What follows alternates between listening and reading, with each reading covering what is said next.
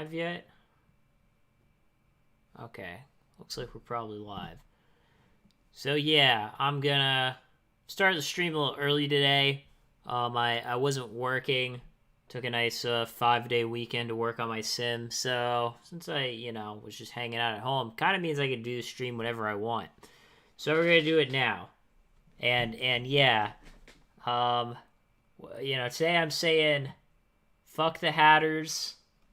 We're doing some combo decks today, and I'll probably be streaming some more combo decks in general because I think a lot of people are sleeping on combo.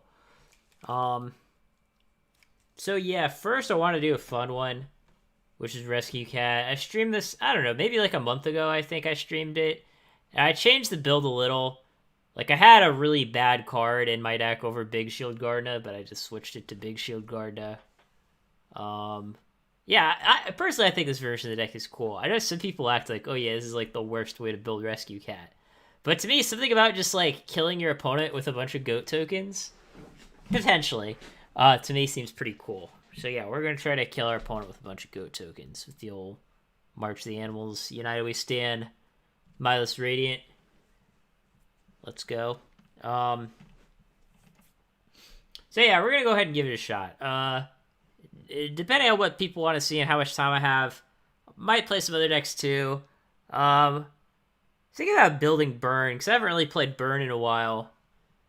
And then if the people are acting up, I'll probably start playing Library FTK, because that's how it goes around here.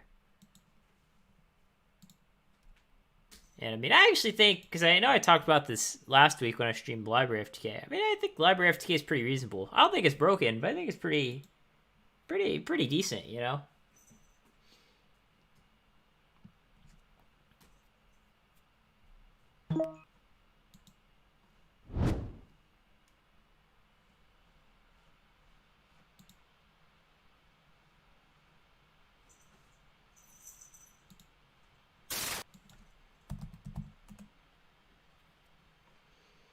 Because I saw that Library FTK, actually my exact main deck, won one of these, whatever you call it. Won one of those, Obelisk Blues. So yeah, if we were going second, this hand would probably just kill our opponent. We're going first, though.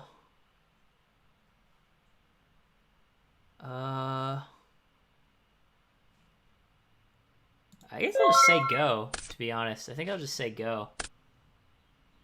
Yeah, if my opponent's first play is discard Thunder Dragon, we're probably fine. Unless our opponent's playing some combo deck.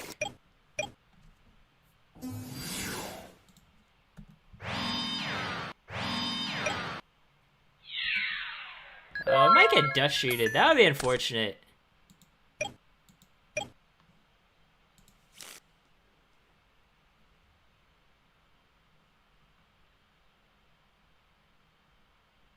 But yeah, I think this is... If it's not game, it's close.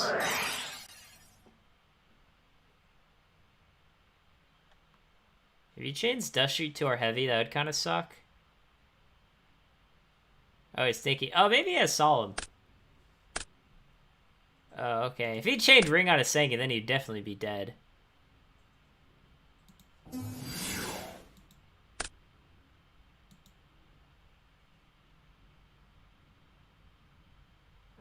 So let's see. Panda would be 13. Oh, we have Snatch, so he's super dead, yeah.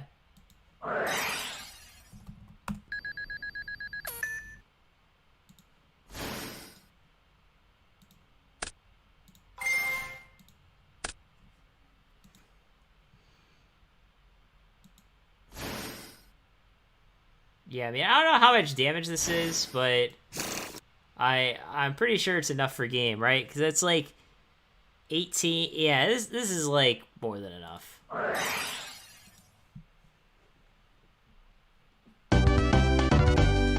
Yeah, so we just won in our first battle phase, which is pretty nice. You always like to see that.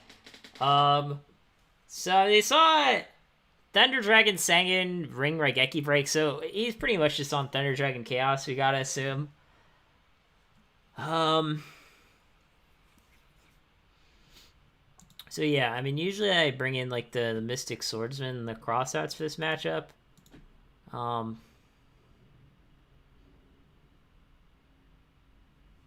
Trying to think, what did I take out for Crossouts before?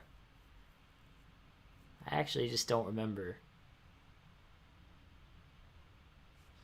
Yeah, it's been a while since I played this deck. I've only played like, I don't know, 10 matches with this deck or something, so it's been a while. It's been a while. I mean, Snatch Steal, to be honest, isn't that great against him, even though it did win us the game there. Yeah, we can. Well, I don't know. It's tough. There's definitely some good things we can Snatch Steal. Man, I feel like we can't take anything out. I mean, Mirror Torrential can maybe come out. One or the other. Alright, we'll take out Snatch Steal. I forget what my sideboard play was. I need to like go back and watch my stream from like a month ago, because I don't remember what I was siding out.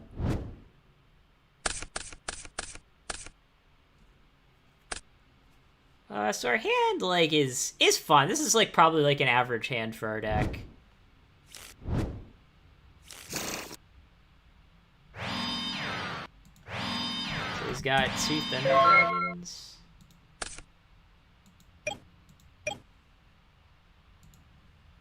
Oh, we just have Heavy Storm again. I mean, we don't have to use it, but I kind of want to like play other things, so I might just, yeah, I think I'm just gonna Heavy Storm anyways. It's good bait like a Solemn, which is pretty productive. Like, I feel like Rescue Cat does pretty well against Solemn. Like, if he Solemns our Heavy Storm there, then it's like, oh, we only have to deal, you know, 4,000 instead of 8,000, right? That's just kind of common sense. So yeah, we'll just tag with a Worm Beast, see what this is. Yeah, he's gonna draw a card with Takochi, which is, yeah, probably fine. Trying to think. You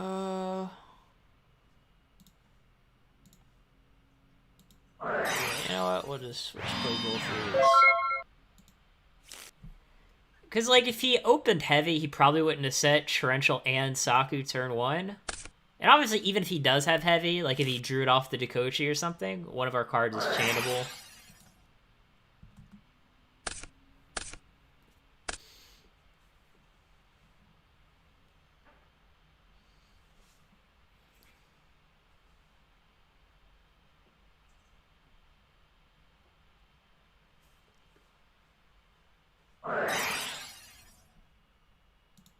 Okay, that's fine, I guess. Okay, he's just gonna play Sorcerer and start attacking.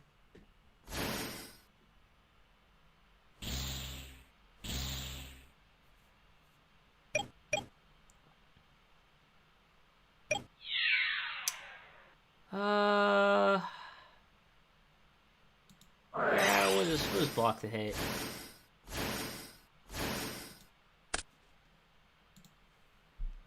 Could, like, top deck a United We Stand and try to attack over the Sorcerer. That'd be a pretty good draw.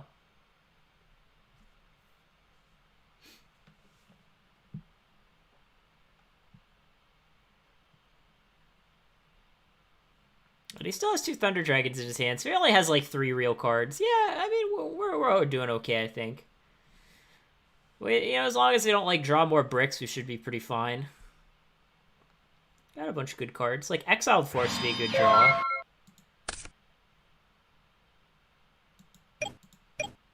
So if we played Panda, it would be 18.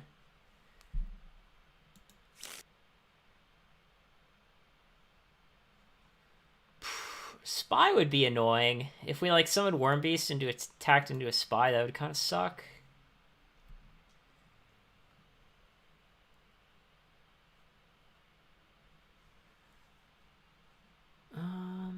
It's interesting. Next turn, we could summon a monster, torrential the field, and then, like, Last Will for something.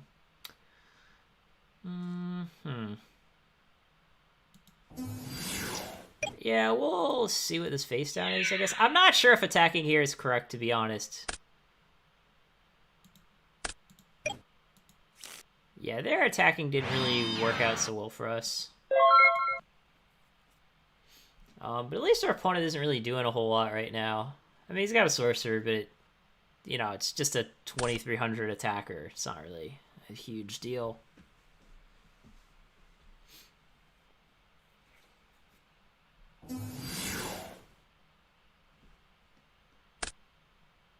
I mean, I guess we'll just torrential now. I mean, we're gonna lose all of our goats anyways, so I mean, it is kind of annoying that he's like looping the assailants.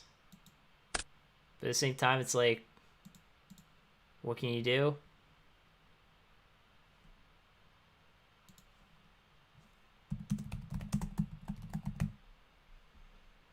I don't know why he's taking so long to kill all of his monsters.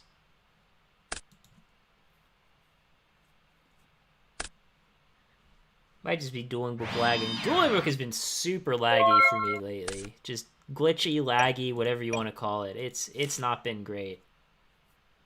This Saget is actually like the perfect draw here, because our opponent's hand is Knight Assailant, 2 Thunder Dragons. I don't know what the hell that's gonna do against Sengin, you know?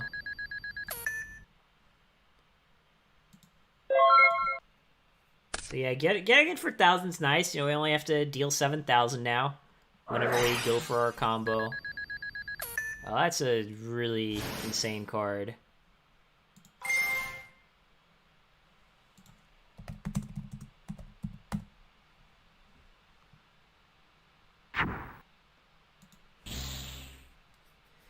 But yeah, that's just like one of those cards where it's like, Premature Burial is in general like a really bad card in Chaos, but it just happened to be very good in this situation. But we definitely have some good potential draws though. Like, we just need really just an Exiled Force, or a Rescue Cat. That's really all we need here. Unfortunately, there's no way to like make our panda kill itself. So yeah, I mean, we'll just say go. You know, our opponent can attack us for some damage.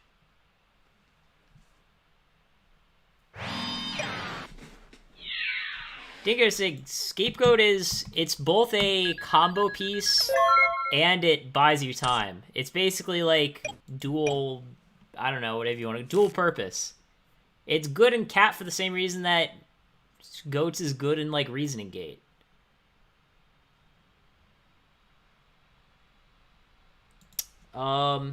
Here we can do something interesting though, because our opponent probably has Knight Assailant set. We have Last Will, so we can go like double will, panda attack Knight Assailant, resolve 2 wills, or just resolve 1 will.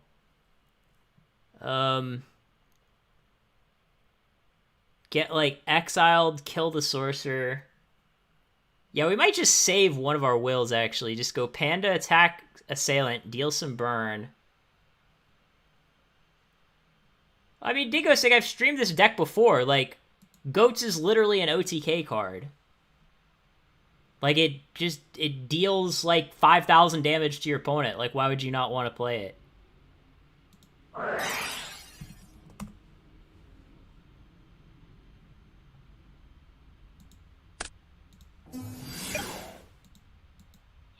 Yeah, there's a lot of things that could, like, fuck us over here. Especially if this is just not Knight Assailant, we're just kind of screwed. But, you know, desperate times call for desperate measures.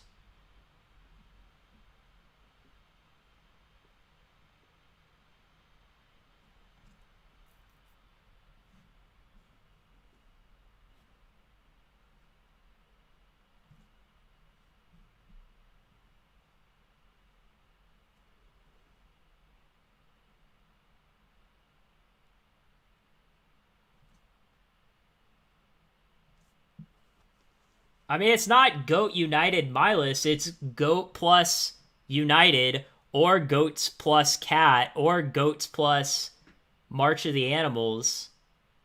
Like, there's literally just a bunch of combos with the card.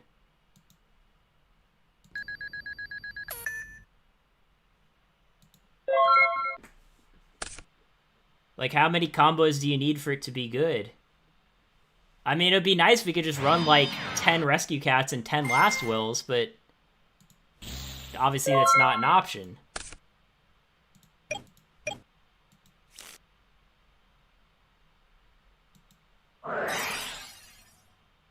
I mean, reload is pretty ass, like, just in general.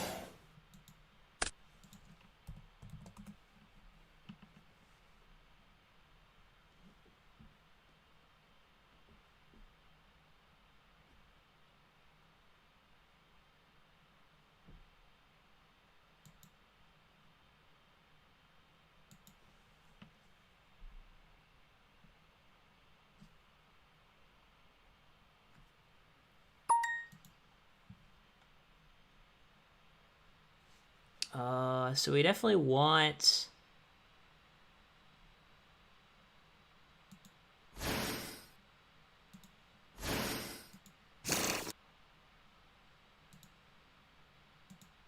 Oh, whoops. I didn't mean to do that.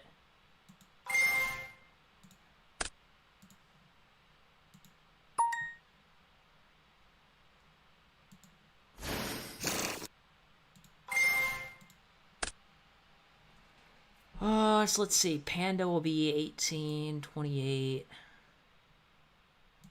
Yeah, let's get 2 pandas.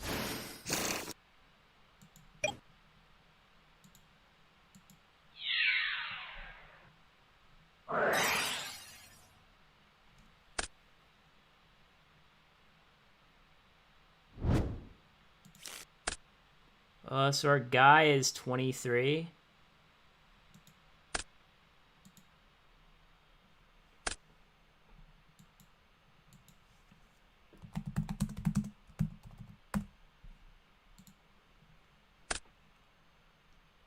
Yeah, we're probably still gonna lose this, but you never know, I suppose. So let's see. 18, 14. Okay, just making sure you knew the math there.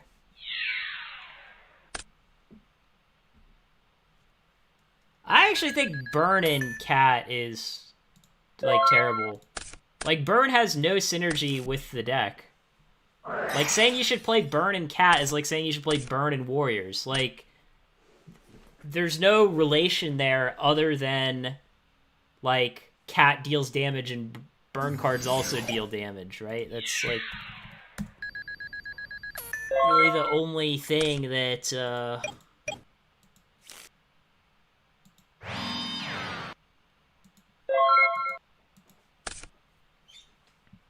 Yeah, I mean, even here with Goats, like, we have Goat set, Milos in hand. If we just draw March the Animals, he's just dead.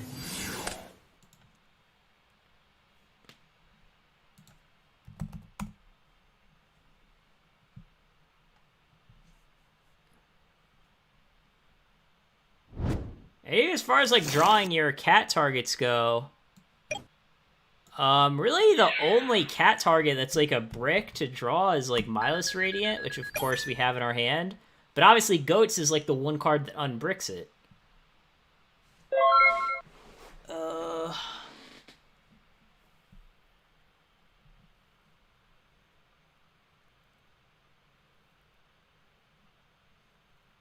Yeah, I'm just gonna end phase this Goat, just in case we top deck, March. Of course, we drew our last cat with 0 targets. I guess it's not... Yeah, it's pretty close to 0. Yeah, this cat just doesn't do anything. I'll just set it to block a hit, I guess. Rivalry could be a decent go card. I mean, I don't know. I've never tried it. It could be like a good side deck card in certain decks. Like, maybe you play Warriors and decide it or something. I don't know. I mean, it certainly seems like it could be good in some situations.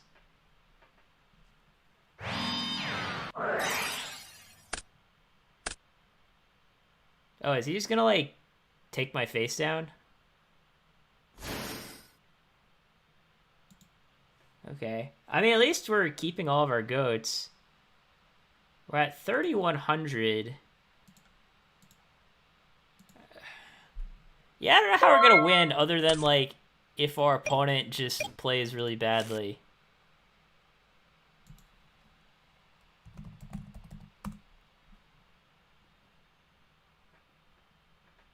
I mean, it's... DD Crazy Beast isn't that great. It's either between... I've gone back and forth on, Worm Beast versus, Death Wombat. That would be the next best option.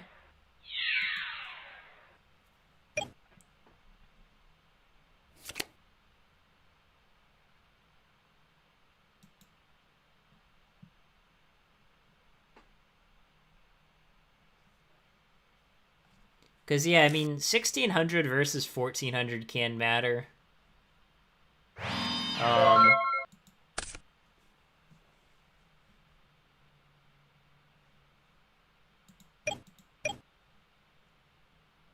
Guys, like, there are literally, like, 20 different cards in this deck that make Scapegoat a good draw. Again, it's like, how many good draws do you need?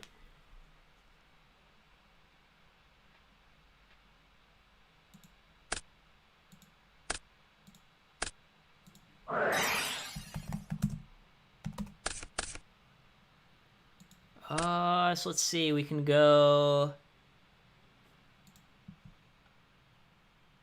Exile. What do we even will for here? Problem is, like, our deck is almost, like, we've almost out of monsters. That's the main problem here. I mean, I guess there's only one way to find out if we have any left.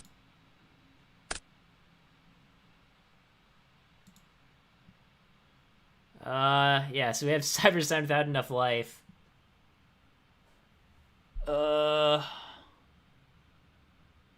So, yeah, I mean, I guess we're getting Worm Beast.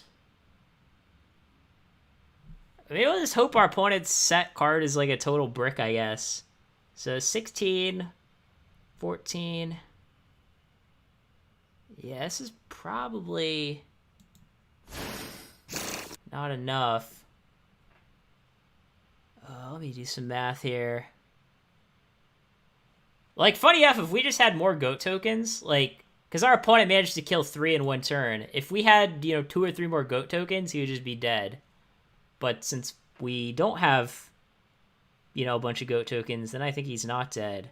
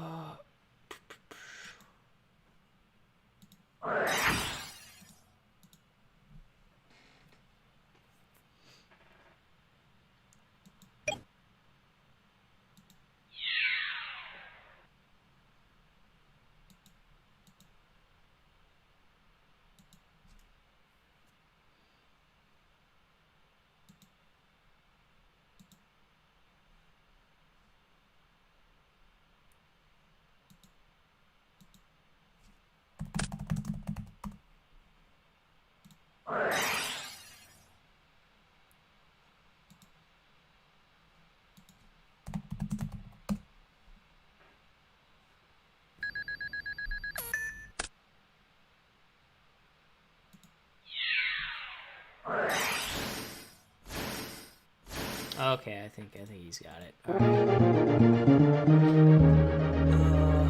So he's playing, like, Chaos Control, I guess.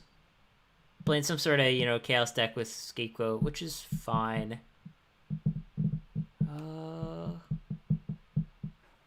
At least he's probably not playing Spy, because Spy is a pretty annoying card for our deck.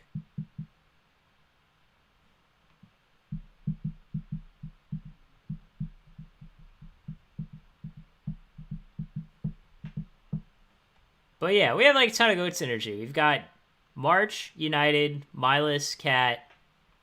I mean, again, just go back a month ago, watch when I streamed this deck. Like, goats killed people all the time. Again, if we had, I mean, obviously there he had Scapegoat, so we were going to lose anyway. But if he didn't have Scapegoat and we had, like, 2 more goat tokens, he would have just been dead.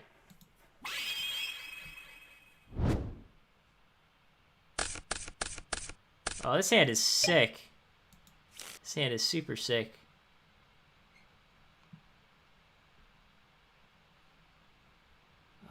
Yeah, I guess we'll just Rhoda first.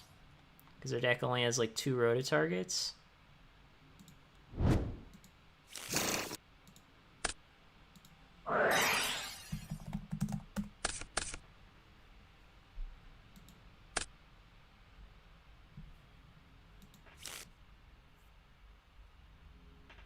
Yeah, I mean, Dingo Sig, by that logic, why not just side in Ojamatrio versus Thunder Dragon Chaos with any deck? Like, Ojamatrio isn't any better in Cat than it is in just a normal deck.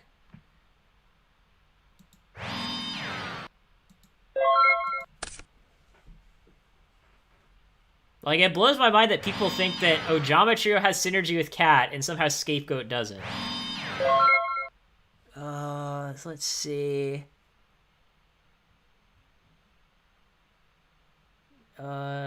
Well, could have Goat Set. I mean, problem indoors is anytime you're going for the OTK with pandas, you don't need them to have Ojama tokens for it to kill them.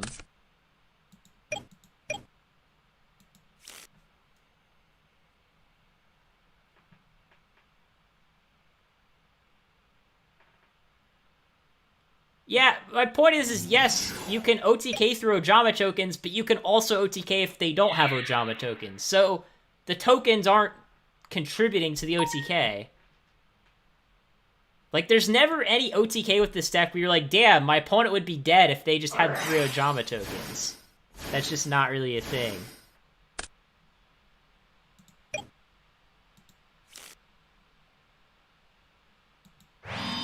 Set this.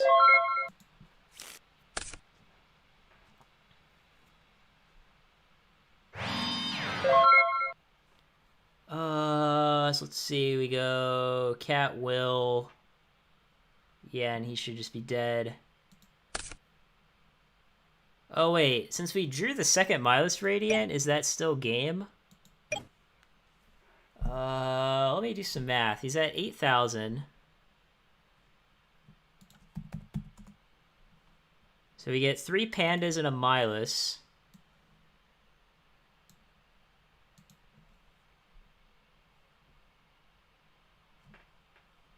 I mean, we probably just won anyways. Like, the only brick in our deck is Milas Radiant, and we happen to draw 2. That's like saying, let's play Reload in Thunder Dragon Chaos, because we might draw 2 Thunder Dragons. So let's see, 21 plus 16 plus 13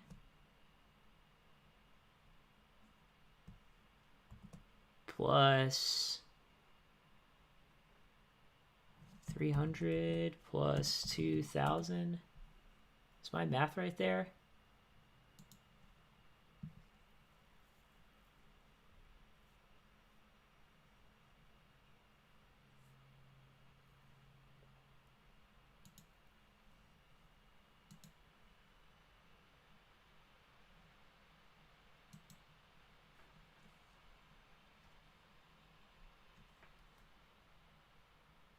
Or hold on, because we go, yeah, it's 800 plus 15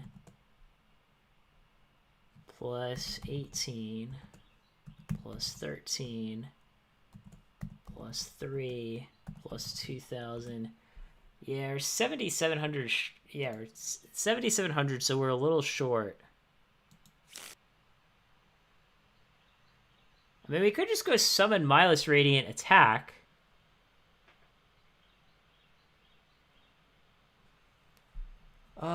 Oh, we can also will for Stein. Does that help? No, I don't think it does. I don't think that helps.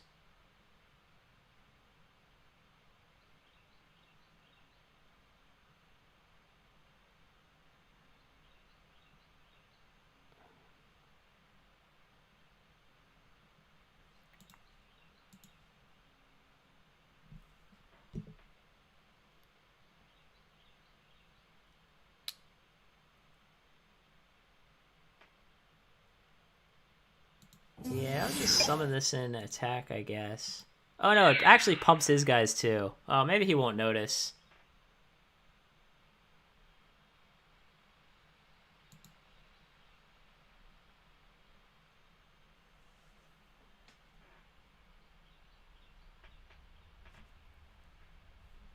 Yeah, we are a little short. We need like a ring, a march the animals, or a united we stand.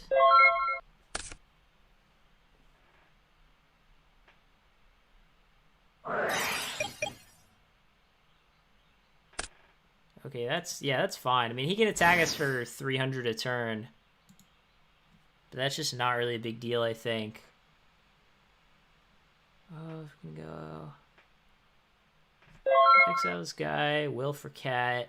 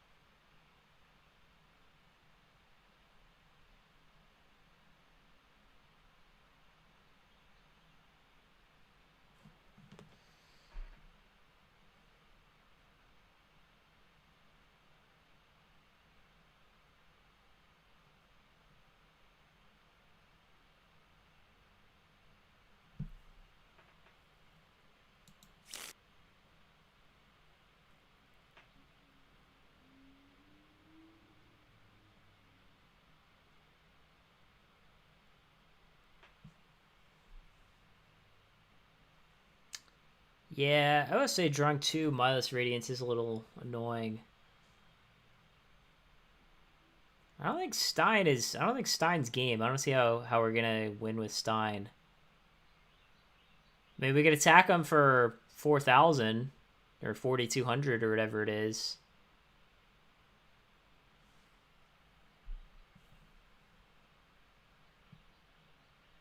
Yeah, maybe we do want to kill a token because, like, more than likely our win con is probably going to involve Stein somehow.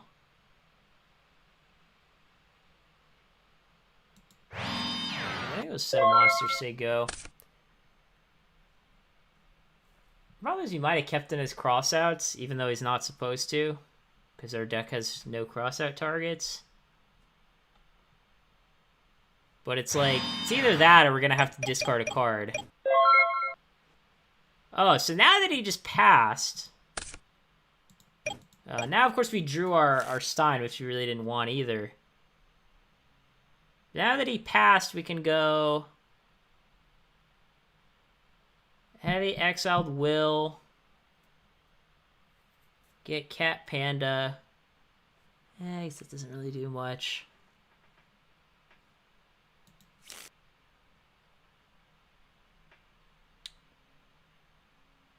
I mean, you could just Stein for Gatling, hope to flip heads. I mean, if we flip like a bunch of heads, we could go like Stein for Gatling, Gatling kill our own Stein, resolve Will, and then that would probably be game.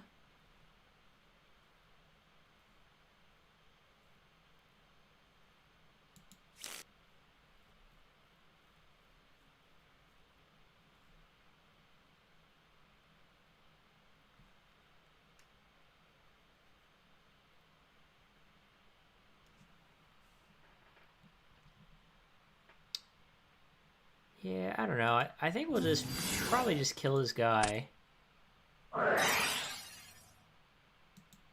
Okay, that's fine. We don't really care about that.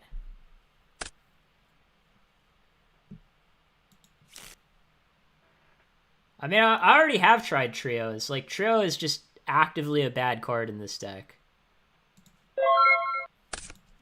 I mean, it's good in some very narrow situations, but it's not better in Rescue Cat than it is in a normal deck.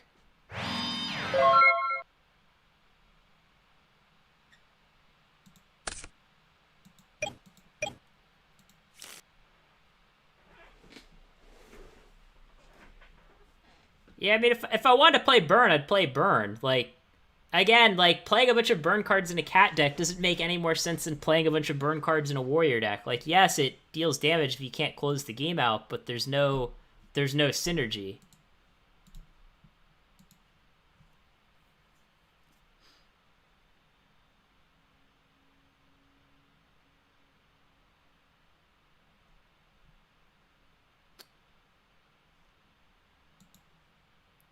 Yeah, at this point, let's see. 1, 2, 3, 4. Yeah, we literally... If we don't cat now... If we don't cat now, we might draw... If we draw one more cat target, then we just won't have targets left. So we're kind of forced to just go cat will. Just because we drew so many targets.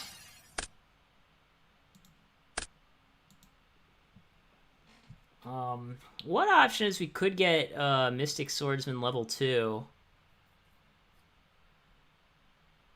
I wouldn't hate that, actually. So yeah, we're definitely getting Worm Beast. Giant Rat doesn't really do anything to this deck either, because like your monsters don't really get attacked. Yeah, I might just go like Cat Radiant into Mystic, attack for like a bunch of damage, and then try to like Stein for game the next turn.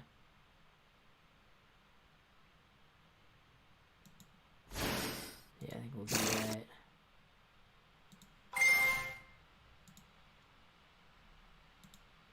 I mean, yes, Dingo Stick, I believe you that the deck can draw a bunch of bricks, but that doesn't mean that we should just play Reload in a deck that can draw a bunch of bricks. I mean, again, we could play Reload and Thunder Dragon Chaos, because we might just draw all of our Thunder Dragons, but it doesn't mean it's good.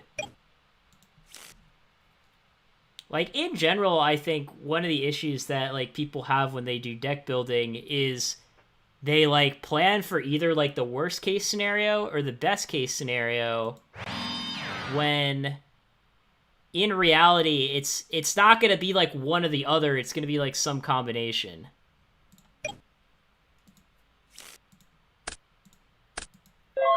In other words, like, yes, we could draw all of our cat targets, but if we're assuming that we're going to draw all of our cat targets, then the solution isn't play Reload, it's probably play a different deck.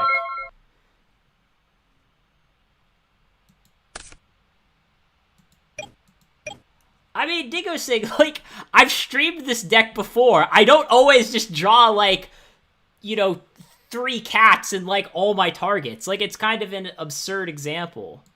Oh.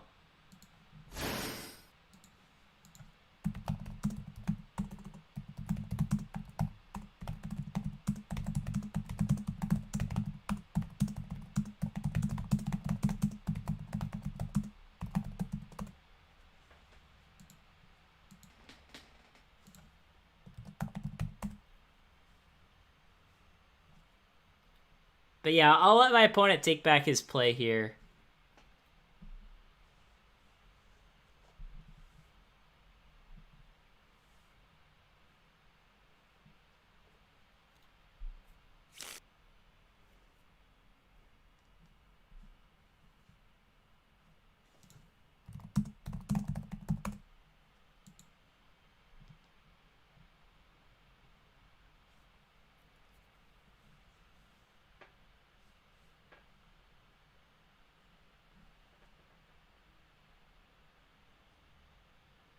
No, Dingo Sig, drawing 1 Miles is fine, you just don't want to draw 2.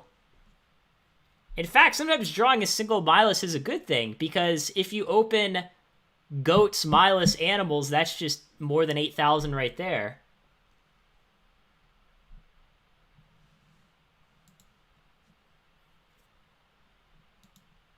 I mean, there have been plenty of successful Rescue Cat decks, and none of them have played any Reloads. There's no reason to play Reload in this deck as opposed to, again, really any other deck. Because the deck doesn't, like... There's really only a handful of draws where you specifically want Reload.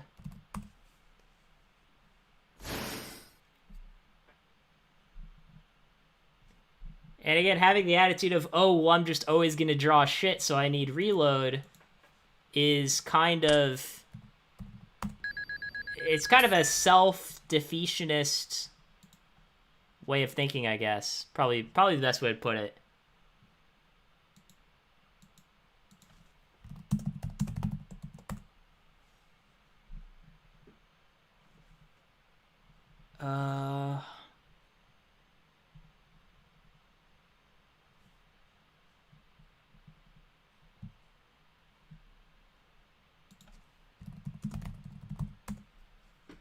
I mean, I guess we could just summon Worm Beast and trade. How much damage would Stein be? We could also just do the tactical Stein play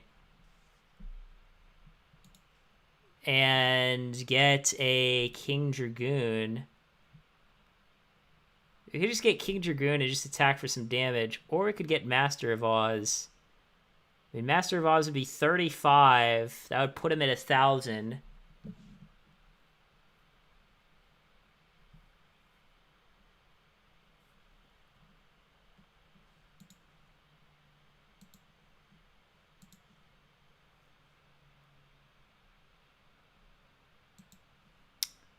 I don't know. I guess I'll just summon Worm Beast and trade. I think that's probably just the best play.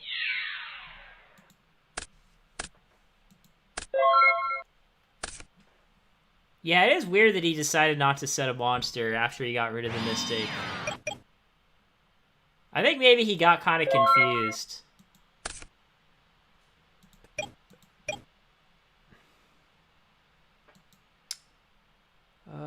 So let's see.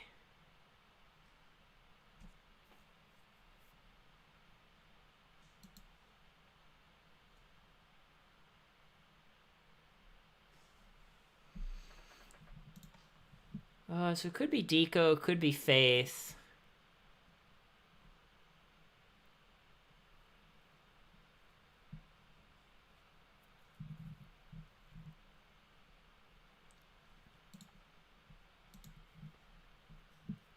Yeah, it's probably either Deco or Faith. Probably Faith.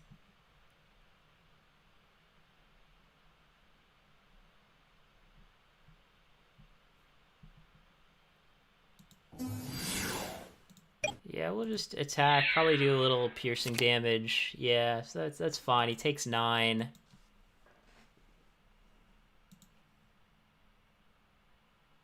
And I guess I don't really know what he gets back here. I mean, Goats isn't really going to help. I mean, Meta, I guess, would probably be the best card in his grave.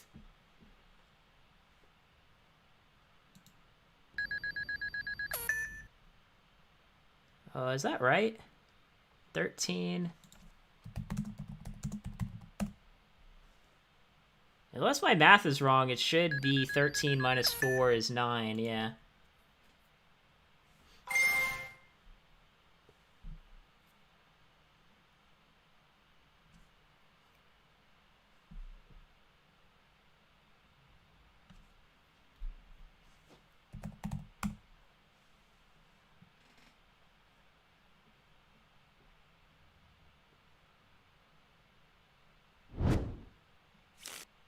Oh, Pre? Really? I guess he just wants to pre-Dekochi and try to attack over our guy. I mean, I guess that makes sense to some extent. I guess maybe he didn't have any meta targets, so Pre was the only realistic option.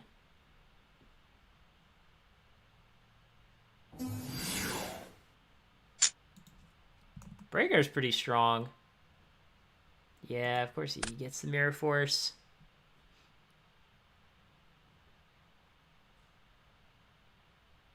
If he's Pre's now, my guy will be 1,800. Oh, he's just going for it all. So let's see. 42. Man, if he had slightly less life points.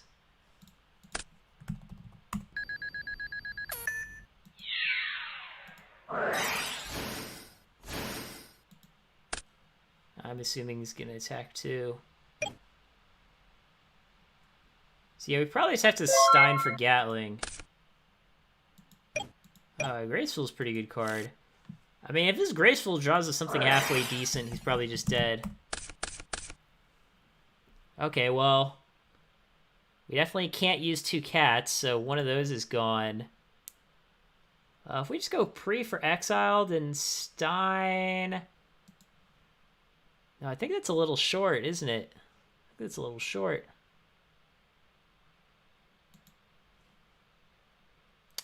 Yeah, because that'd be 26, 33.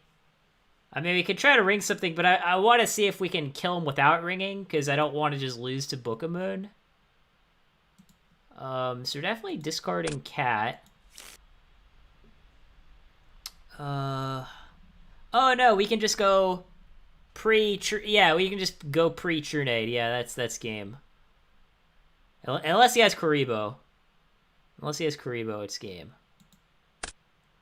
Oh no, we can't actually. Hold on.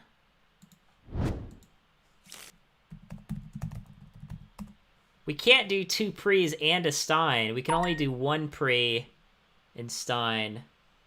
Shit. Well, hold on. If we go pre-Milus Radiant...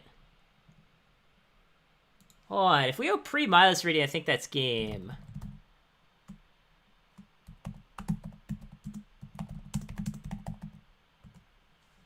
Oh no, because then the BLS will still be there.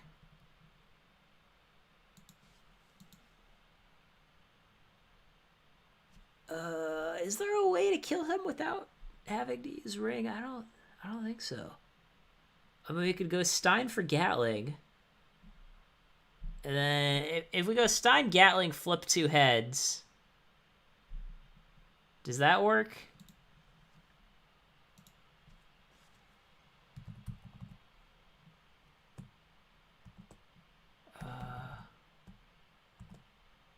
Yeah, Stein, Gatling, flip 2 heads would work. But that's only if we flip exactly 2 heads.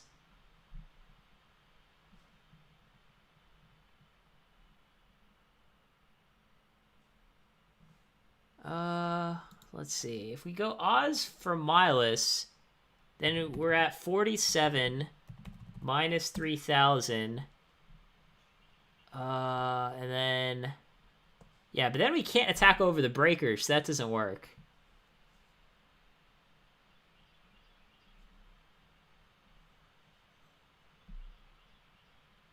I mean, Serial Spell is actually just bad at Empty Jar. Like, there's no reason to play it. Yeah, I think we just have to go for the play that I was originally going to do.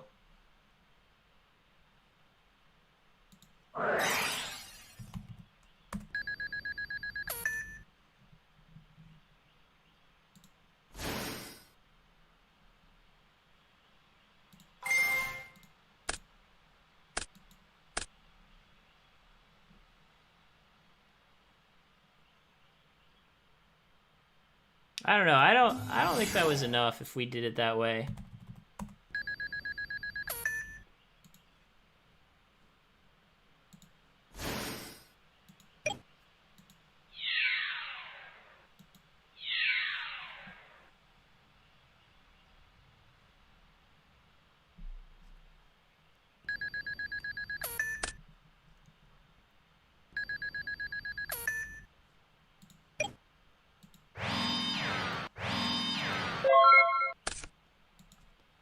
Yeah, I guess, yeah, this way it kind of sucks because we can only draw. I don't know, I kind of did the math wrong.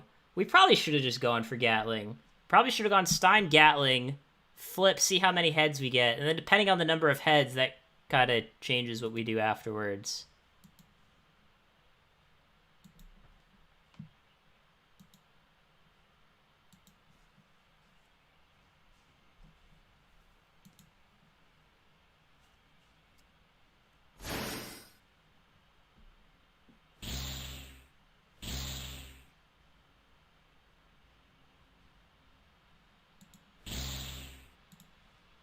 So he's used 1 book.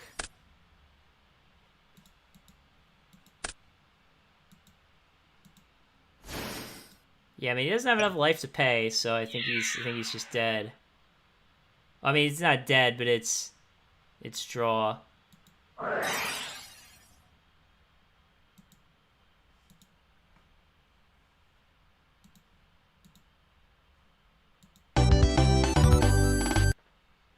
So yeah, I mean, if in game 4 we just don't draw, like, as bad as we did in game 3, we should be fine. Yeah, we got a RPS again. Oh, we just win anyways.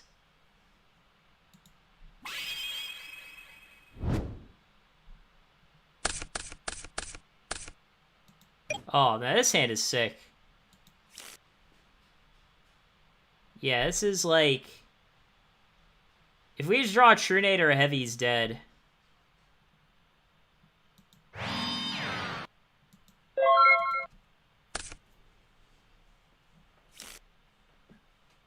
The one thing that is, like, annoying to me about this deck is how it relies a lot on True Nade and Heavy. I guess he's not dead now because he didn't set a monster. Diamond Dude, Big March the Animals, like, pumps all your beasts.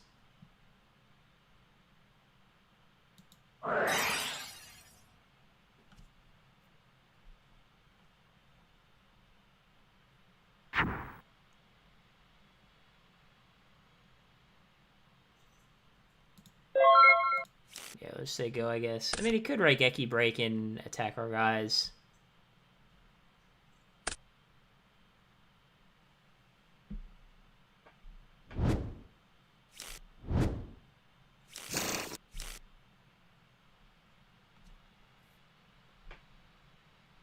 So he's got 2 Thunder Dragons.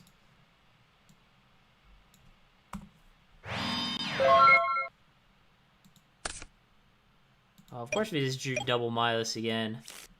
Oh, this is annoying.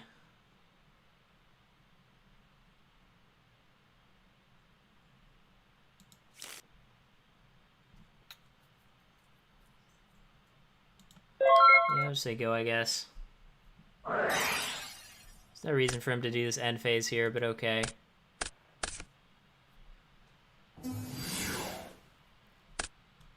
Oh, that's pretty annoying. Yeah, I probably lose now, especially since we're under 5,000.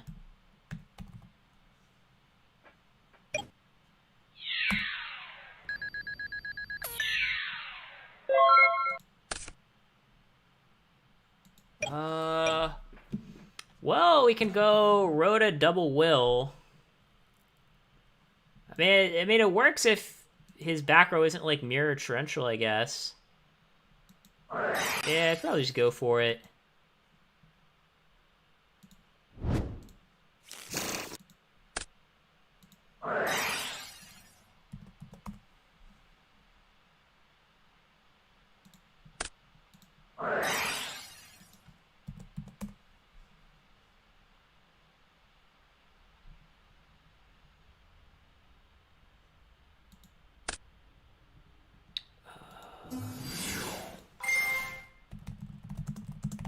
Trying to think if it matters whether we kill Tribe or Warrior Lady.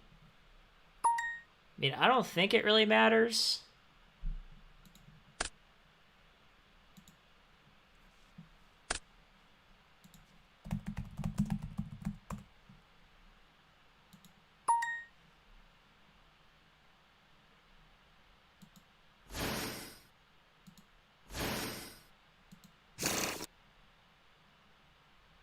Last will is not once per turn.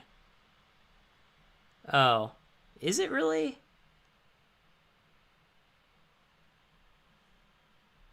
Oh, thanks, David, for the €5. Hold on. Is will seriously once per turn? Because I thought I think it's been errated. I'm pretty sure it's been errated, because there was like a ruling about this on goatformat.com.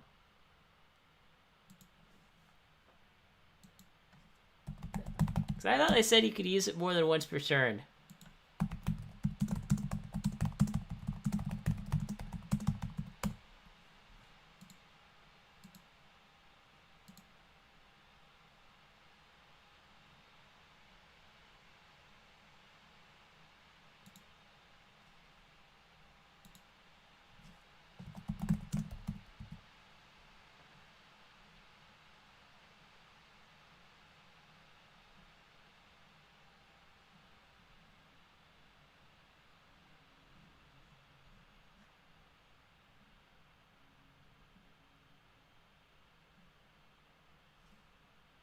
Hold on. Ruling notices. Ruling notice last will. Here we go.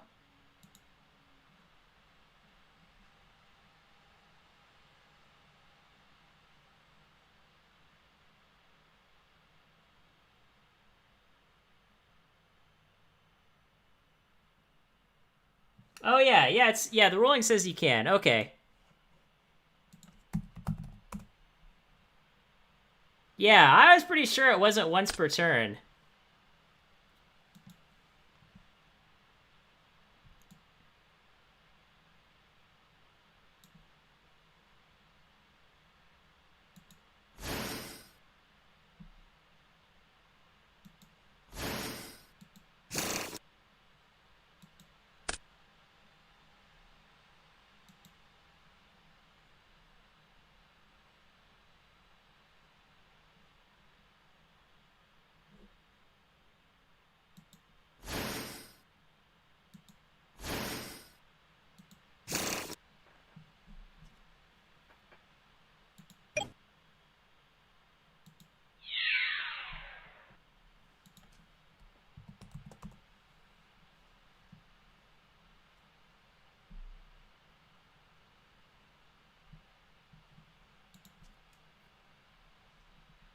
I probably should have just gotten 3 pandas, to be honest.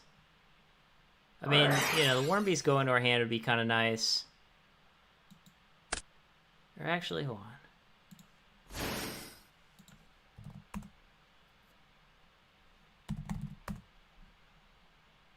on. So yeah, we just chain this. So our Milus goes to 16, if my math is correct.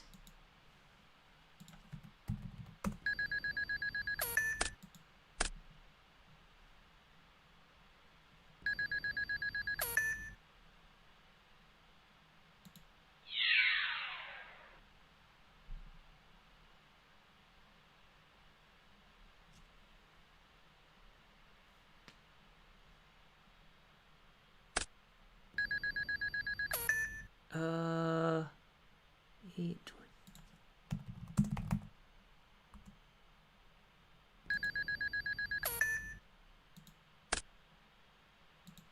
Yeah, we probably just lose now.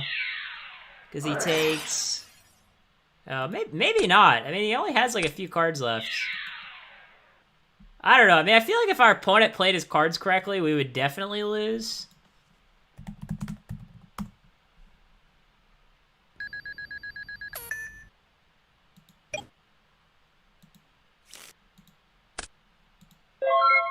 If our opponent doesn't have any Chaos Monsters, I think we're fine.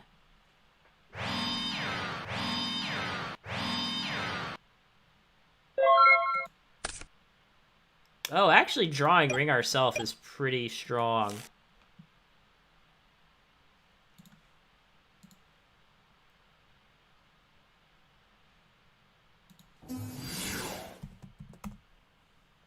I don't know, maybe this is gonna work out somehow. Because his attack goes to, our opponent goes to 28.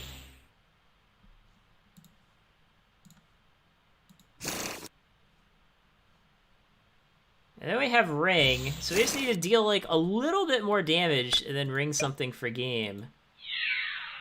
Okay, kill one. And we still have 1 Panda left in our deck, which we can cap for. I don't know, maybe this could work out for us somehow. Just because like our opponent like doesn't really have any cards left. Oh, and drawing goats is definitely a good draw. That's like one of the better draws left in our deck. So yeah, we just need to go like goats, Milus, and then ring something for game, probably. So let's see, goats, Milus, that'd be 8. That'd be 1,018. You go to 24. Yeah, we're gonna... Well, Stein is definitely not a good draw.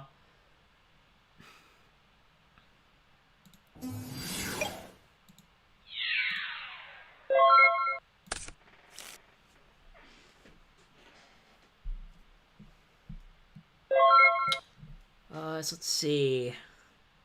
15 plus 8, 23, goes to 19. I think if he had Mirror Force, he would have used it. Would he really just take, like, a Worm Beast hit for, like, 10 turns in a row if he had Mirror Force? Man, we draw another Worm Beast. That's a pretty shitty draw.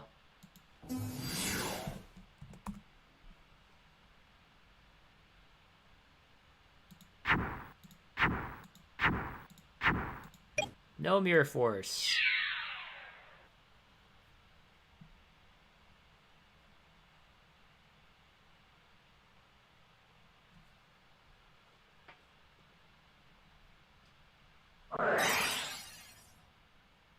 Alright, that's... Yeah, that's fine. If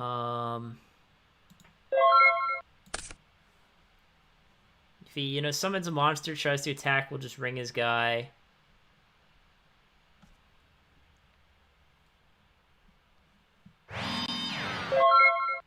Oh, that's kind of annoying. Yeah, it's kind of annoying because we've, like, goat-locked ourselves. So now we need to draw, like, another march. Or we could always ring our own guy. That's an option, too.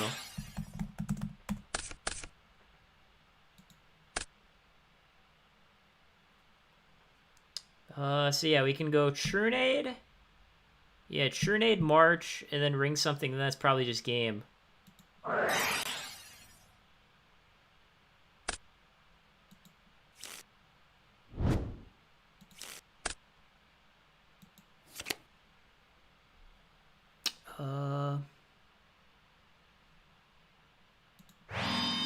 Just in case it's Morphing Jar, I'm gonna set my ring here. So let's see, our guys...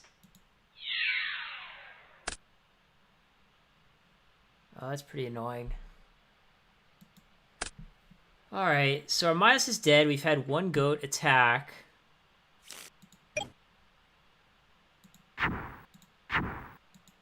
Yeah, this is a weird-ass game. We haven't normaled yet, but I don't think there's a reason to.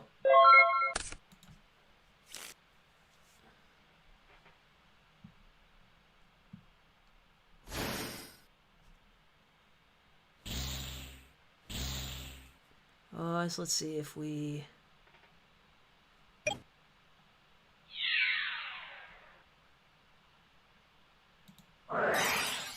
Yeah, I mean, we kind of have to ring here. Like, we can't just take 23.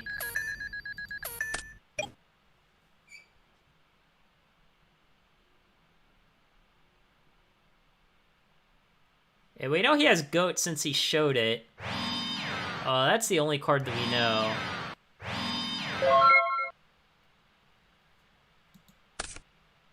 Oh, shit. Now we draw United We Stand. So now things get kind of interesting.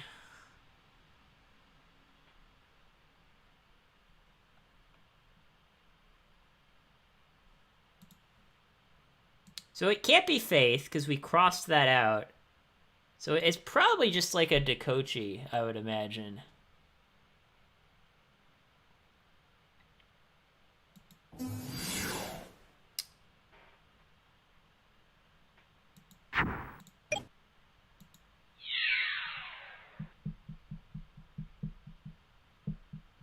I mean, I guess it could be like a Mystic Tomato, but we haven't seen that yet.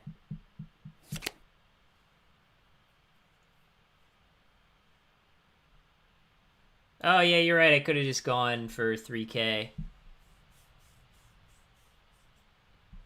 Yeah, for some reason I didn't think of that.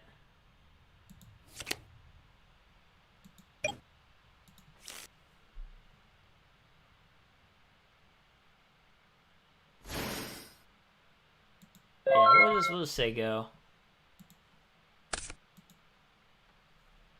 It's not a ton of good draws he could have. I mean, he could go Premature for Tribe, and then that would be game. I don't know. Yeah, I just forgot to damage step March.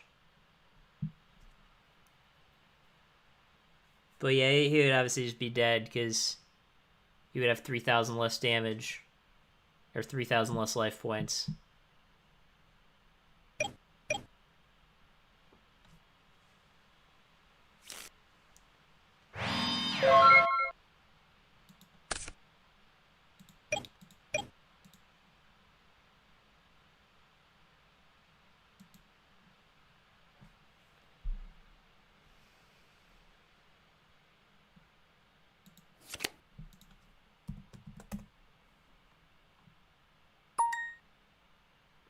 So yeah, I think we just gotta united our goat token, probably.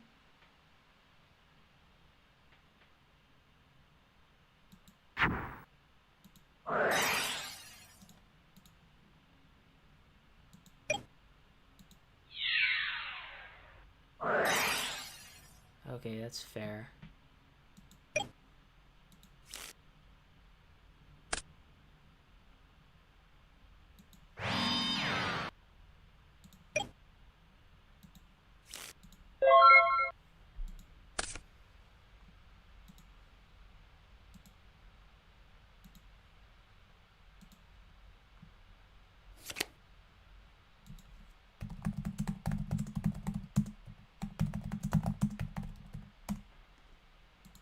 Yeah, that doesn't work, unfortunately. This is actually one of the advantages of putting a United We Stand on a GOAT token, is that they can't book emote it and they can't Tsukiyomi it. I mean, they can Mirror Force it, obviously. They can Sakuretsu Armor it, but... But yeah, they can't book it and they can't Tsukiyomi it.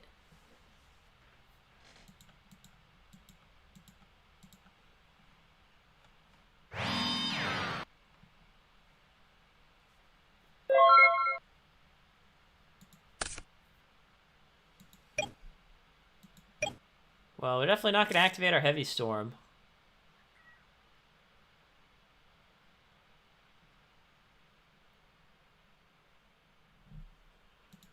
Yeah, let's see if this goes through. I mean, summoning Worm Beast is actually kind of pointless because he just flips it down as Tsukiyomi.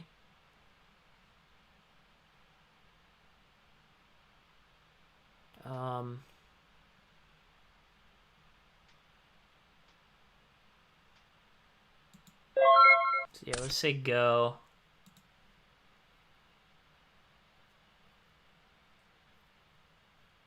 I guess we could have gone pre for exile. And, well, we know he has goat set, so yeah, it wouldn't have been game. Oh yeah, and then he just gets back tribe and that's game. All right, yeah, he's got it. Yeah, I mean we punted that one because obviously if we just didn't forget to activate March, he would have just been dead.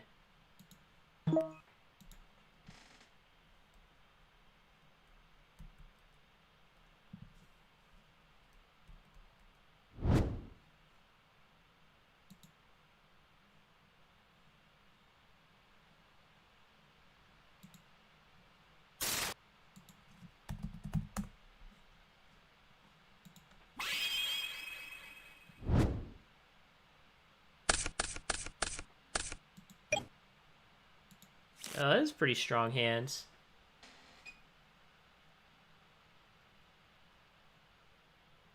Yeah, this is like another one where if we just like draw Trunade, then like Goats Milos March's game. So let's set to say go. Try to bait out like Heavy Storm. Oh, he's playing that deck. I actually think our Reasoning Gate matchup is supposed to be pretty good. I mean, I could be wrong. Maybe it's terrible.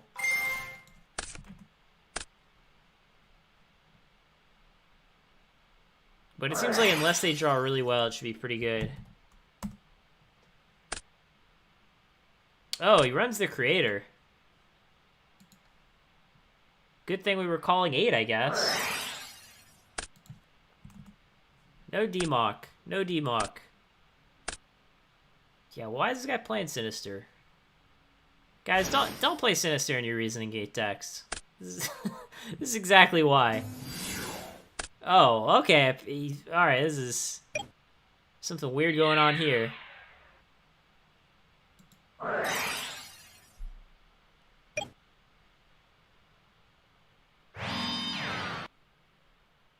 Actually, yeah, March, let's see, it's plus, yeah, I mean, March Goats Radiant doesn't get over Vampire Lord.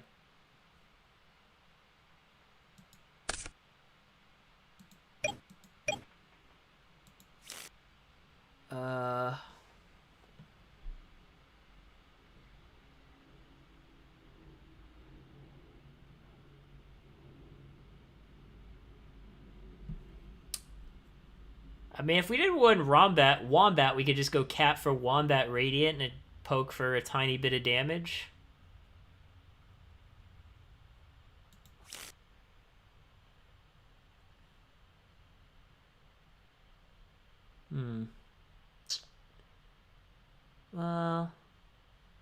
We could actually, yeah, we could have end phase goats, then gone Panda March and attacked over. Because I gotta be 23. Yeah, I think maybe I'll do that next turn.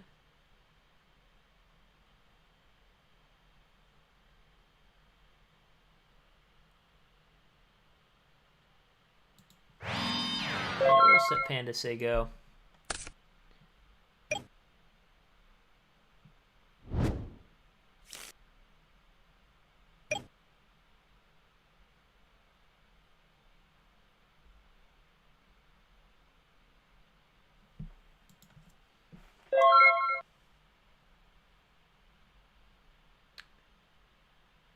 So yeah, I think we'll probably just like hit him for 4,000. I mean, it's kind of risky because like, yeah, he takes 4,000, but then we have a bunch of goats in attack mode. I don't know. It's weird, you know. Maybe not. I mean, now we have Stein though, which definitely it's definitely pretty good.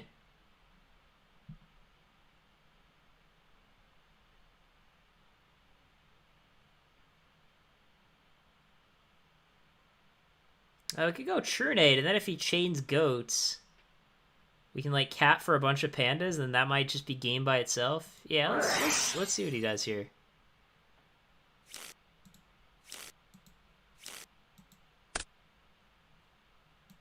I'm probably just gonna Stein for Last Warrior, to be honest.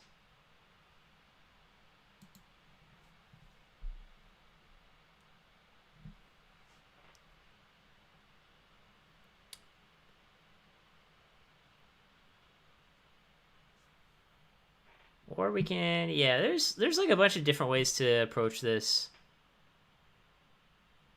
Okay, let's see. We can cat for double radiant.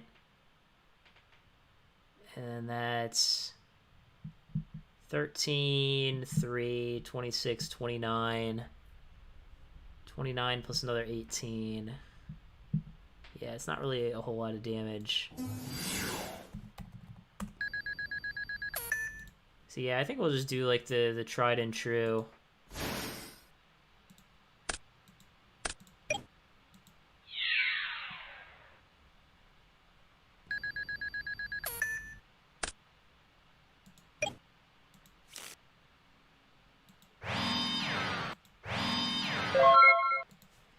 Yeah, it's gonna be a weird game. It's gonna be a weird game. It's probably either gonna out our Last Warrior or not out our Last Warrior. I feel like that's how it's gonna go.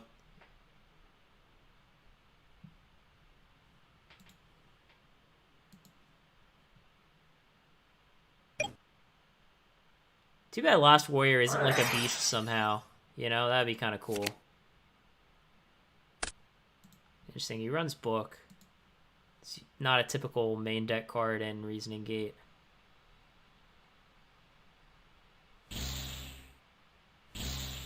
Oh, he has BLS? Okay. And he's gonna defusion his guys back? Oh no, he's gonna pre-crane?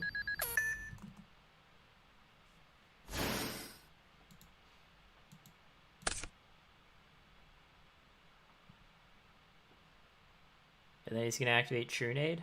That'd be pretty good. Interesting, he has 3 Reasonings and 2 Monster Gates in his grave.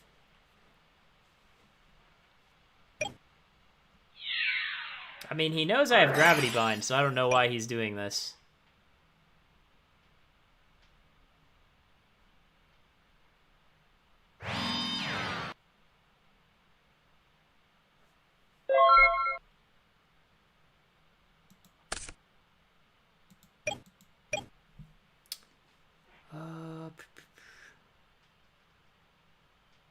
So I guess we probably just flip our guy, cat for a bunch of pandas.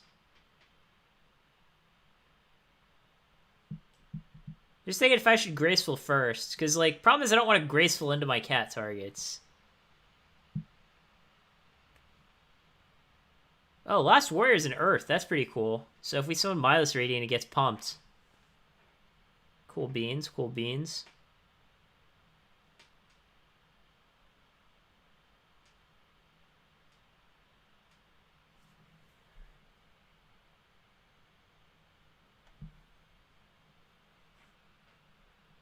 Bounce a Beast.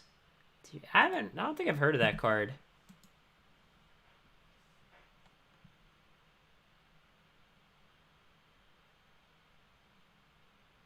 Well, you just cap before you flip.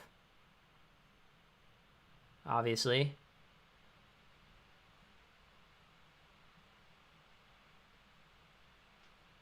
Yeah, what is Graceful? See what we draw. I mean, it's a little risky, but yeah, well, we got kind of lucky.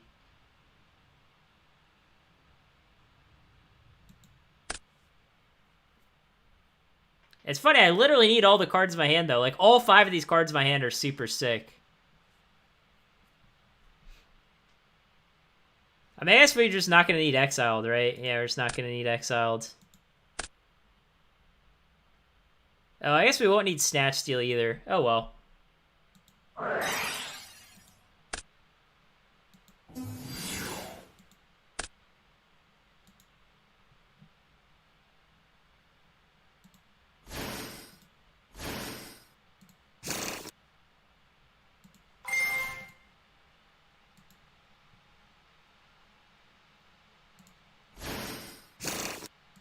So yeah, this is going to be, like, game by a lot, I'm pretty sure.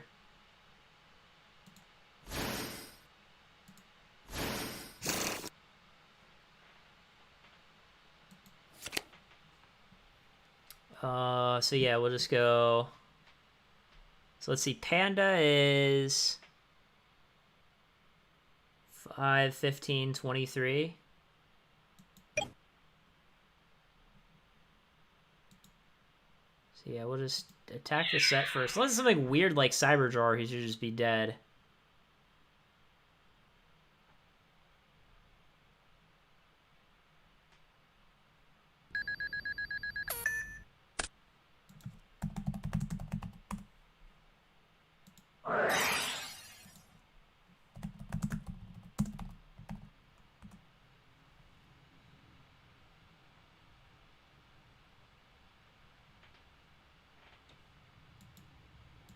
Oh, and it's actually only 800 more.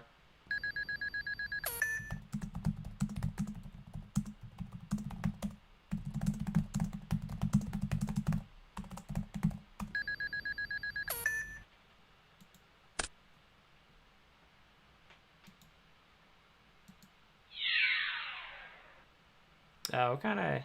Oh. Yeah, I think he's probably still dead, because let's see, our guy is 13. Oh, wait. Oh, no, because our guy's getting pumped. So, yeah, our guy is, like... To be honest, I don't even know if he did the math right here. And, yeah, Cyberjar does resolve with Flask Warrior on the field. So, yeah, our guy was, like... 18 plus 1,000, 28, 36. Okay, yeah, he actually did do the math right there.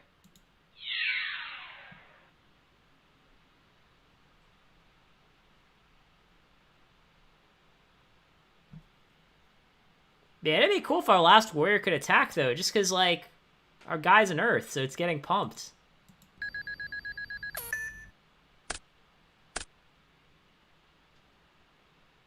Okay, he conceded. I don't even know if he did the damage right.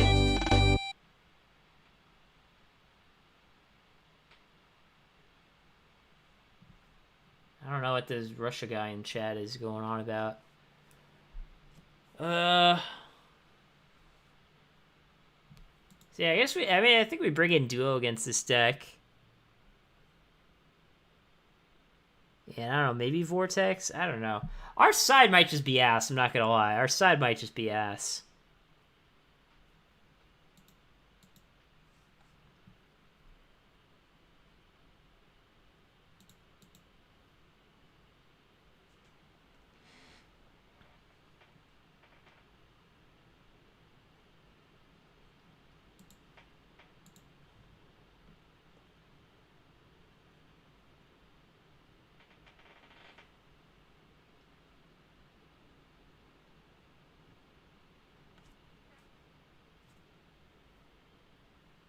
The Miles was at like 1,000,000 attack. It was at like 18 from the effect, plus another 800 from animals. So Midas was at 26. Pretty sure. I don't know, let's try this.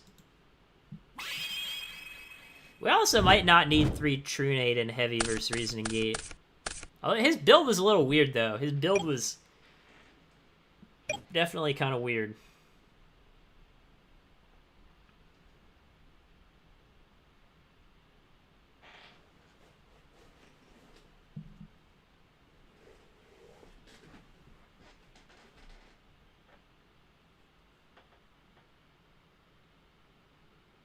Oh, yeah. Yeah, you're right. It was... Yeah, I don't know where I got 26 from. My bad.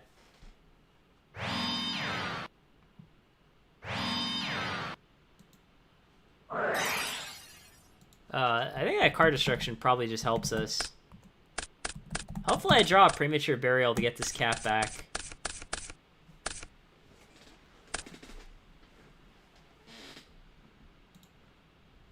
He's playing Manticore of Darkness? Oh, because you can send Crane, which is a winged beast. That's kind of cool, actually. Yeah, you could say... Yeah, if a hand or face up from the field. So, So yeah, he can get his Manticore back in the end phase. How cool is that?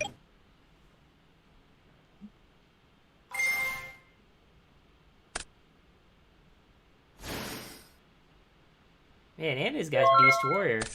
I mean, I know someone said maybe we should play Manticore in our deck, but I don't know what Manticore is really going to do in Cat.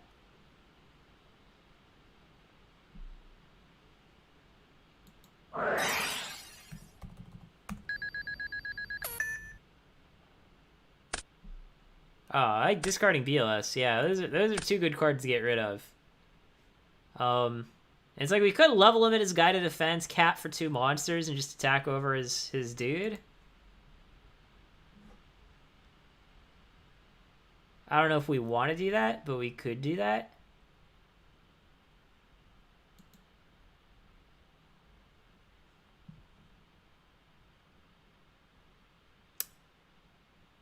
We could just level him and pass. That's also an option. This deck's hard to play sometimes. You have so many different like ways of going about, you know, killing your opponent. It's like, do we go for small damage now, or do we go for big damage later? I don't know. I think we go for big damage later. It's always kind of my style in general. I mean, really, all we need is a Last Will or a Premature Burial, and he's probably dead or pretty darn close to it. Yeah, I mean, he would be dead by a lot, I think.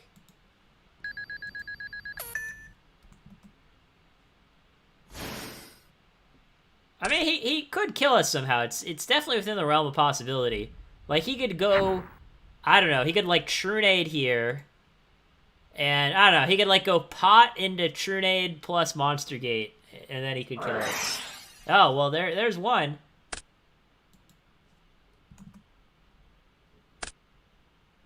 He could Monster Gate into Spell Canceller. And then that would negate our level limit.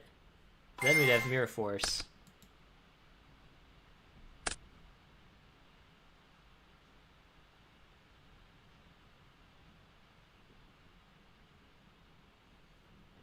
Yeah, level limit's a pretty good card, as it turns out. It's a pretty good card.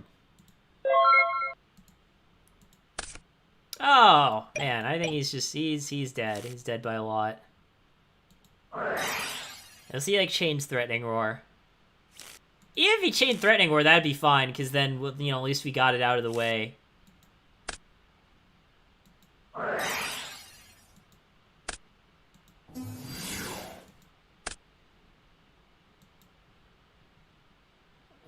So yeah, we're definitely getting those.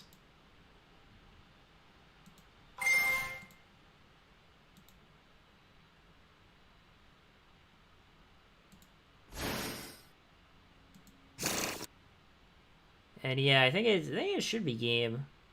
Yeah, we just get yeah, Panda and Radiant.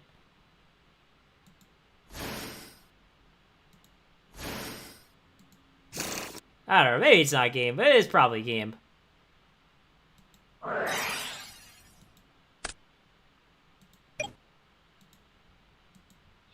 So let's see. How big is our guy? 1,000 plus 1,000. 28 plus 8 is 36. Yeah, this guy's good at math. He like figured that out instantly. So yeah, so then this guy's 31, so he takes 27. Yeah, this is more than enough.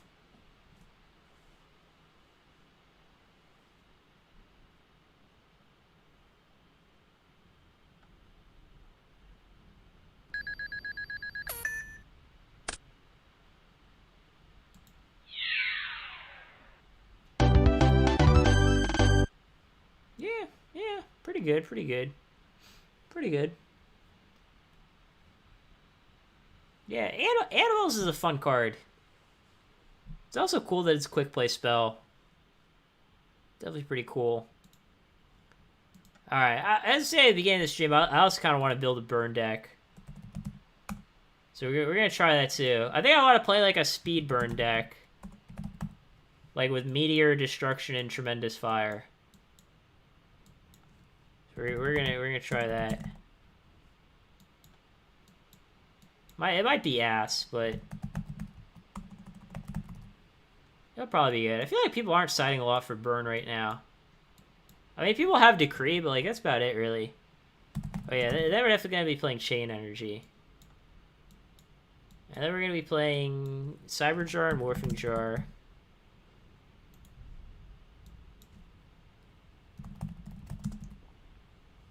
I don't know, maybe not both jars. We're probably playing at least one. If we want pot.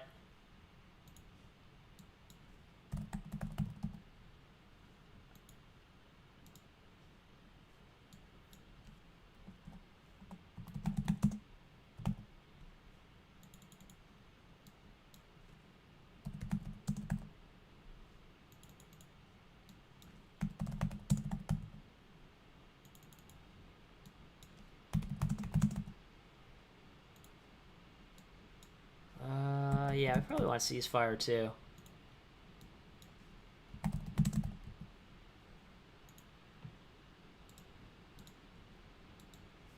I'm trying to think what we're missing. Because, like, I want to play a lot of channels. That's, like, kind of the idea behind this deck. Supposed to be the idea, at least.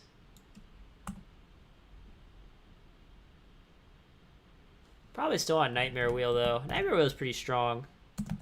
I actually liked Elise's idea from the last stream, where she was like, "Oh, you know, Nightmare Wheel and Pac-Man would be pretty good." But we're not building Pac-Man.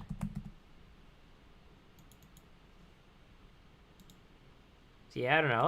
Let's see if something like this is good. We just need like 7 more cards. I think we got most of the main ones. I'm trying to think if I'm forgetting anything. I mean, we could play some sort of stall. Oh, we could actually play we could play like Scapegoat and Cannon Soldier.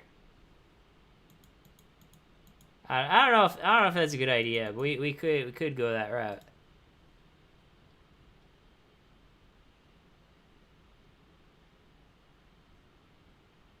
I don't know, maybe not. It's hard to say. Oh yeah, Koala. Yeah, I forgot. Sorry. Yeah, we probably want like at least 2 of those. Yeah, I mean, Koala with like Morphing Jar and Cyber Jar is pretty strong. Could play Jar Greed. The problem with Jar Greed is that Jar Greed is really bad with Chain Energy. Because like you're basically paying extra life to not have more cards. I mean, it might still be worth it. Just because, like, it draws a card, but, like, in general, it's, like, kind of a non-bo with their deck. Yeah, Princess could be, like, a side card, actually. Yeah, we're actually gonna throw that in the side. Because, like, against back row heavy decks, we probably want to side this. Yeah, I'm not sure what stall cards we play, because we can play, obviously, Level Limit, Gravity Bind, Swords, Messenger, and Scapegoat, and they all have like kind of different pros and cons over each other. Um, if we decide to play Cannon Soldier, then we could play Scapegoat just to combo with that and also stall. And obviously that has the advantage of being chainable. But yeah, obviously like level limit is pretty strong card in general. Like level limit, can't be hit by decree.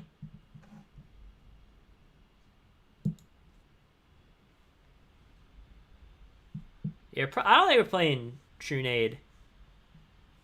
But we might want swords, because, like, I feel like with a deck like this, like, 3 turns is all we need, really. Like, we don't need something more permanent. So yeah, we probably do want to play swords.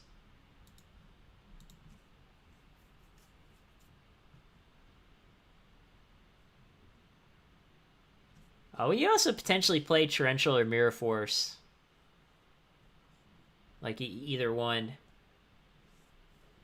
Problem is it makes people's side deck decrees better. Speaking of which, we definitely want, like, Breaker, MST, and Heavy in our side.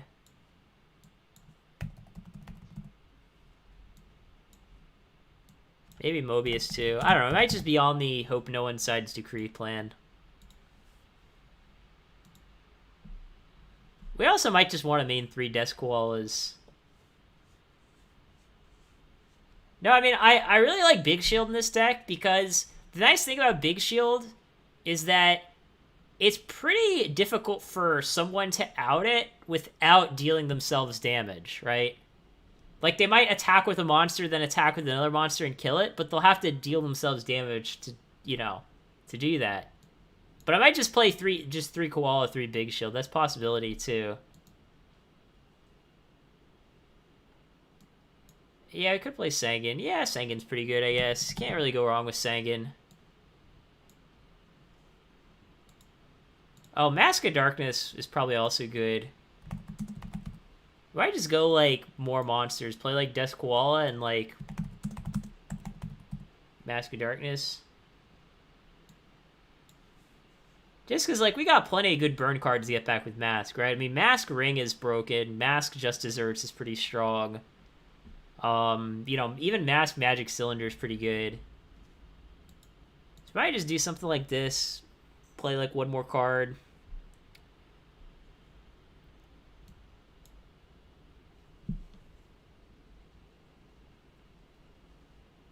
I don't think this loses to every burn side. Because, like, most of our stuff's chainable. Like, we don't really care about Mobius that much.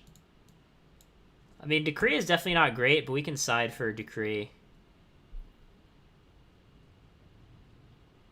Yeah, I could play Mirror Force. We could also play Torrential. Mirror Force is probably better than Torrential in our deck. But it's just like, we could play Mirror Force, we could play Level Limit.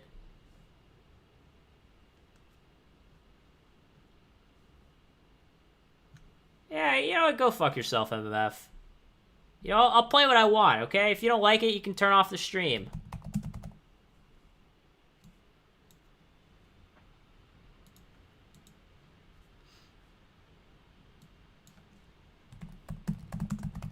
Yeah, we could also do Exiled Rhoda.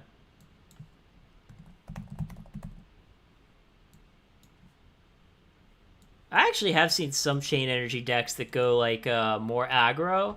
That play, like, Berserk Gorilla Chain Energy. I don't think it's necessarily great, but that's another direction that you could take this kind of deck. Oh, and we could even side something like that, too. Just, just side in, like, a bunch of Berserk Gorillas.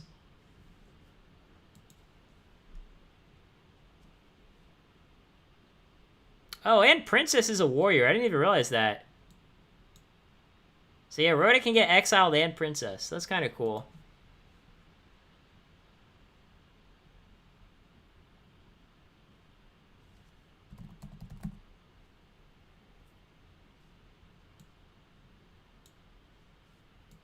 Yeah, it's like if you're not playing your deck exactly the way everyone else wants, like they get offended.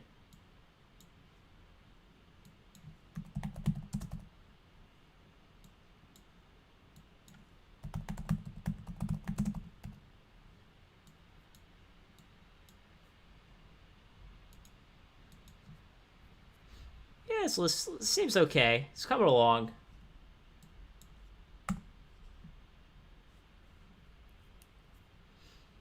I mean, I think we got enough burn, right? Yeah, we definitely have enough burn cards. That's not going to be an issue.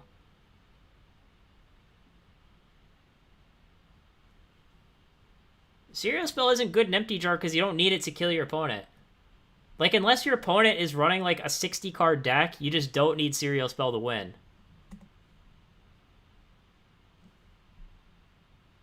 And, like, it does do some other things other than combo with card destruction. Like, if you open, like, Serial Spell Potigrade, you can go, like, activate Potigrade, chain Serial Spell, copy your Potigrade. That is, like, very situational, because you're talking about opening, like, 2 1-ofs together.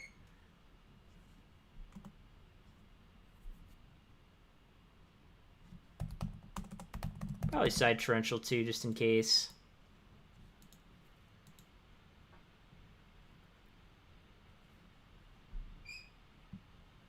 Yeah, you never know if you don't try.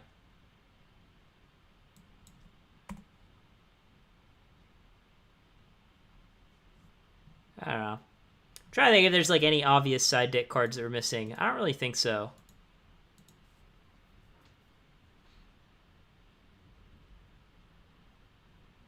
I mean, for this kind of deck, only maining 16 traps is kind of nice. Because we're not, like, super, super vulnerable to Decree. Yeah, I don't think we want Crossout. We're not really scared of any set monsters.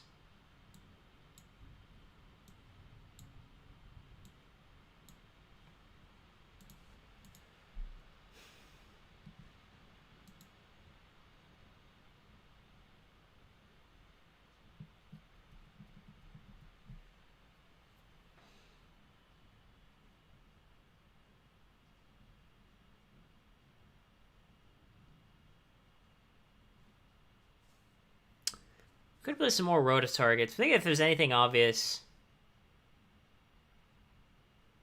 I mean, I guess for Warriors, we could maybe side Zumbrea.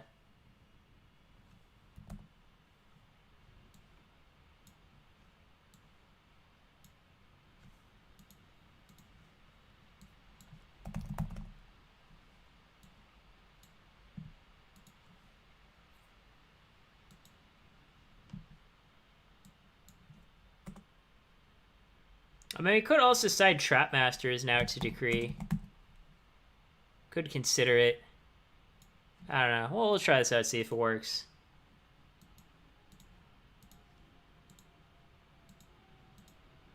I mean, the nice thing about, like, Rated is, like, most people just don't have good side decks in Rated.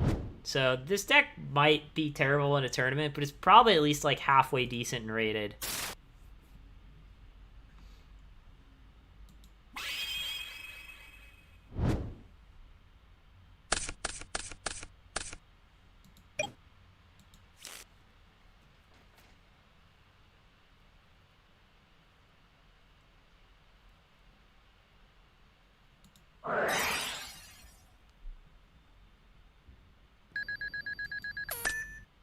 Yeah, this is a pretty good opening.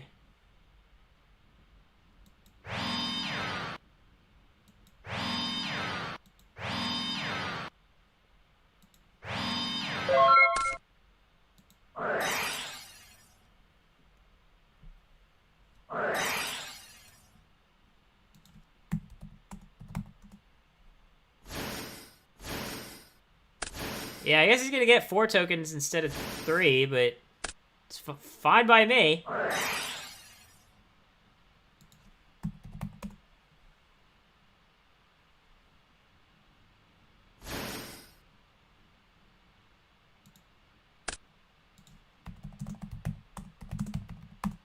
Yeah, you can't even meta here.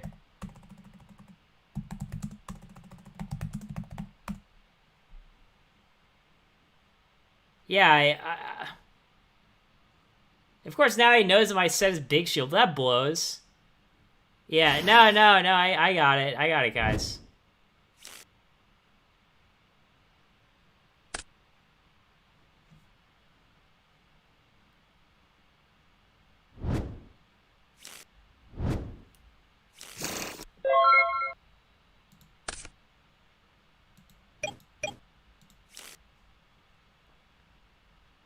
Yeah, I don't even know if I want to activate swords. Maybe we could set swords.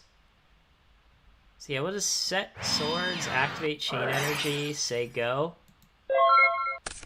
Yeah, it is kind of DS, but we'll be fine.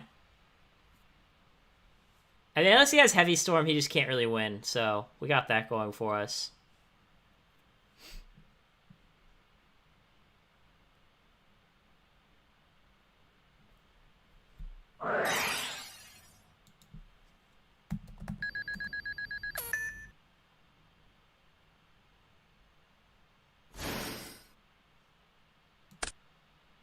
Alright, now you can take our big shields.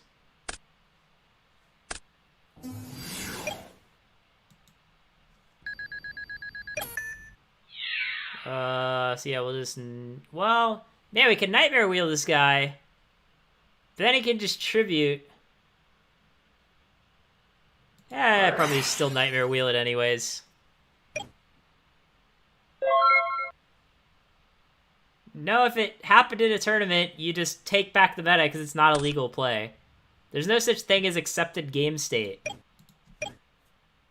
Like, if a play isn't legal, you have to repair the game state. That's how judging works.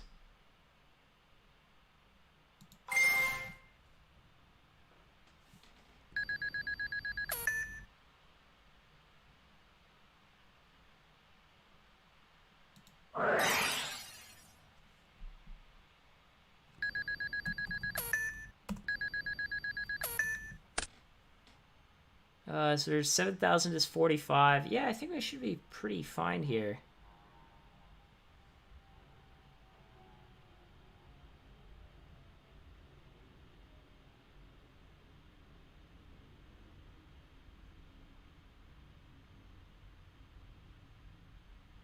Yeah, I mean, I think we'll just go activate sword, say go.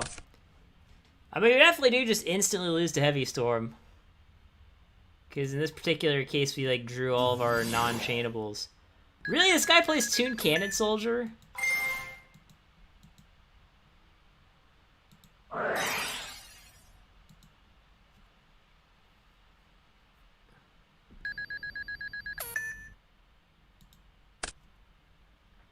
It's, like, such a weird-ass card to main. This guy's playing, like, Thunder Dragon Chaos with Toon Cannon. I mean, maybe he's playing Reasoning Gate. I guess I'll give him credit. He could just be playing Reasoning Gate.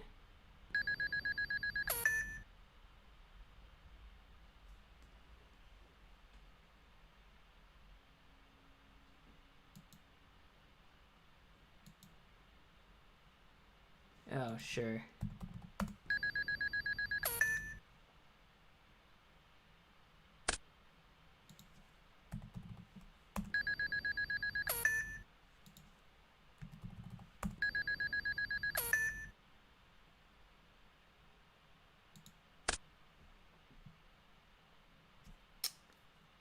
So what do we need to draw here?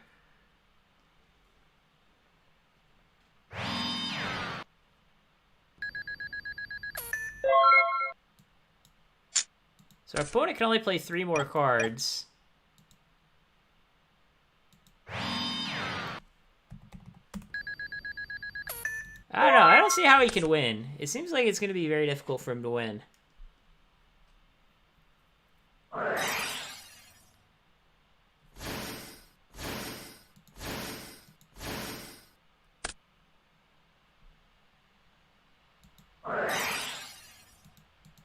Yeah, man, that's just game.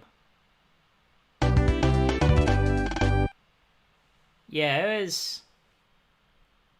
That was a really weird game.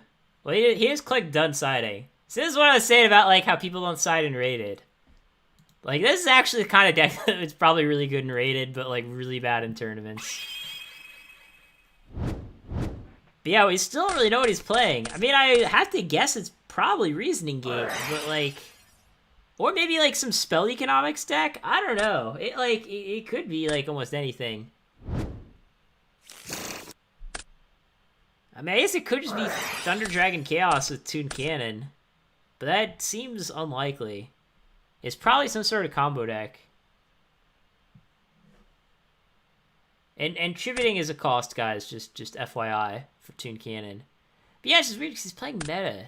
What deck? I don't know, I guess it is Reasoning Gate. It's just Reasoning Gate with the Goats, Meta, Thunder Dragon, and Toon Cannon. Oh, maybe not. Now he's setting a monster. Okay, alright, no, it is Reasoning Gate. Yeah, it might just be like some sort of spell economics thing. Or just a normal reasoning gate deck. Oh man, that's pretty good.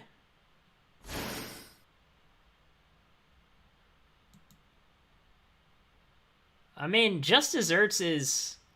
I don't know, I think just desserts is some sort of English idiom or something. Like it's a saying, I think. I don't know what it means. But it's basically like a pun, because like the guy in the art is like eating desserts, and it's just desserts. I don't know. Don't don't ask me. Yeah, that's it. That's it, Mockmaster. So what did he get back with Demock? Did he get back like Dimension Feed? Oh, he returned Heavy Storm. Okay. Yeah, we're probably just gonna lose. Probably just gonna lose this Heavy Storm. I'm gonna try to bait the Heavy and then sit the Mirror Force after.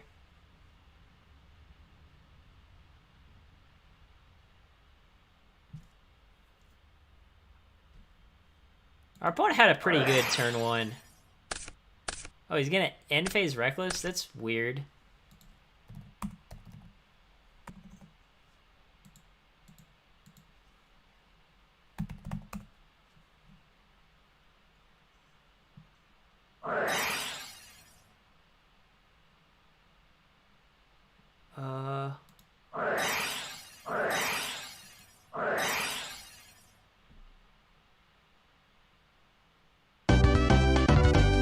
Why would he concede? That's like not even game. He would only take what? He would take like 18. He'd take only like 38. He'd only take 38. Why did he even concede? He'd be at 32. I don't know. What was our next card? Yeah, he would have been fine. He could have won that game. I don't know. Yeah, I just didn't want to play against Burn. I mean, I think Burn is like actually just a good deck to play in rated.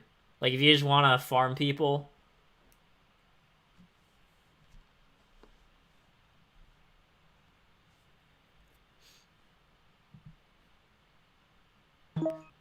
I like this guy. He wants me to join his roleplay Discord. That's not weird at all.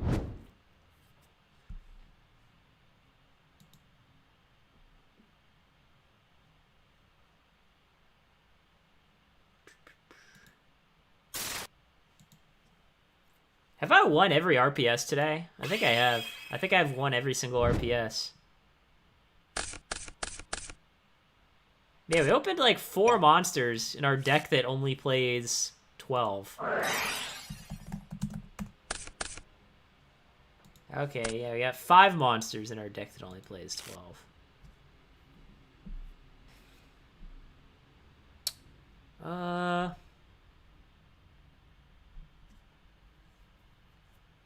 What do you do here? I mean, Cyberjar Lava Golem kind of seems like a good combo. They like attack into your Cyberjar. They get a bunch of monsters, then you Lava Golem them. I don't know. Could work.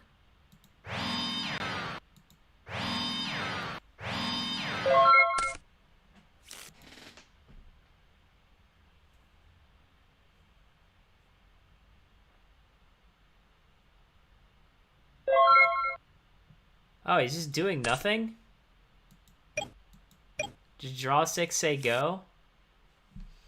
That's pretty strange. I guess we'll just go summon Sanguine Attack. Seems fine. This is weird because we've like drawn all of our monsters in our 12 monster deck.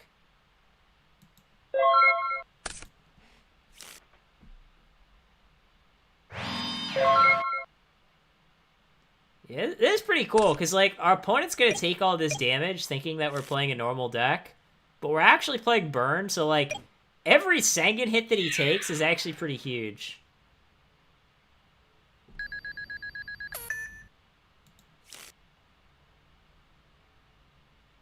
Yeah, I mean, there's not really much point in setting a monster, because if he attacks into our Cyberjar, we just lose it.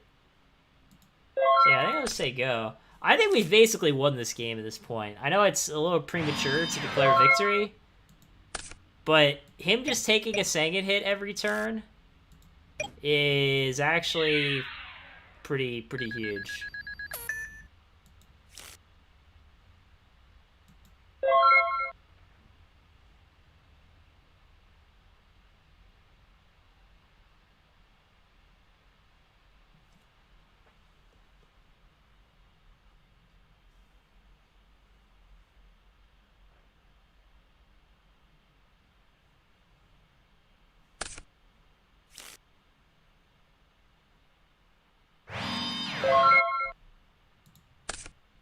Are we just gonna like attack for game with Sangan? Is that really? Is this really our life?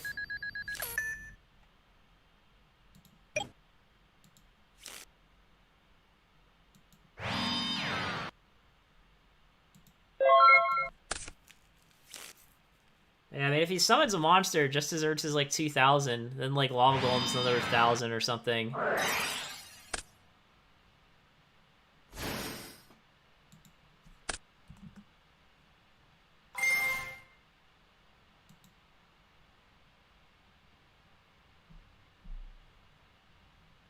No, I think I forget who Nippy is. Nippy might be like an old Duelist Grounds player or something, because his name sounds like it sounds vaguely familiar.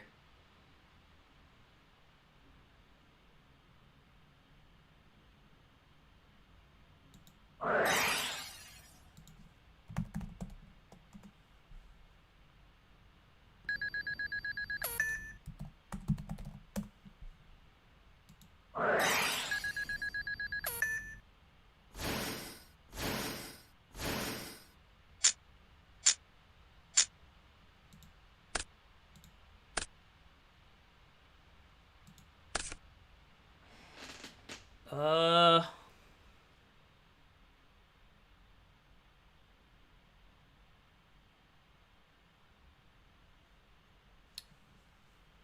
hmm. So yeah, we can just Nightmare Wheel a guy. He goes to 15. Lava Golem, he goes to... Yeah, then he just can't activate anything. Unless he has, like, Raigeki Break for our Chain Energy, or like, Dust Tornado, or something like that.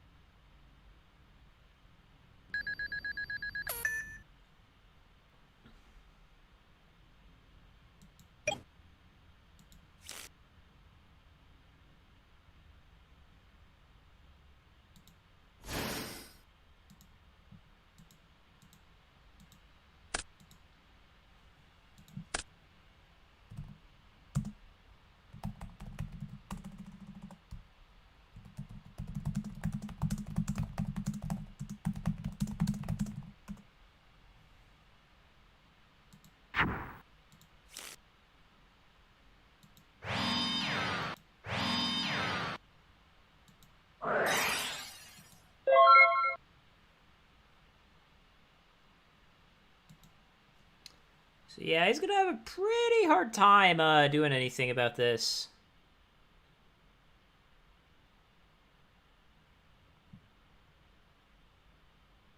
Because he has to, like, out Chain Energy, the Nightmare Wheel that we have in play, the Nightmare Wheel that we have set. Yeah, Okay, he's gonna book Lava Golem. Maybe he's still gonna have a pretty hard time.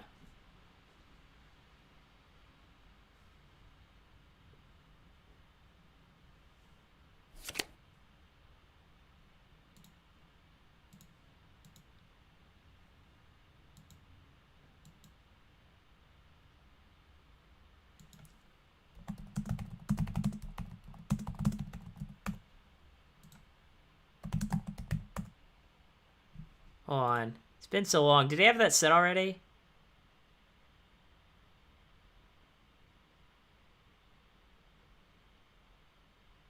Ah.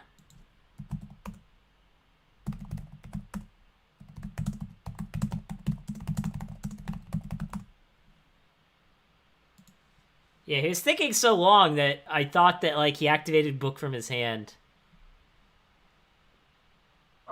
Yeah.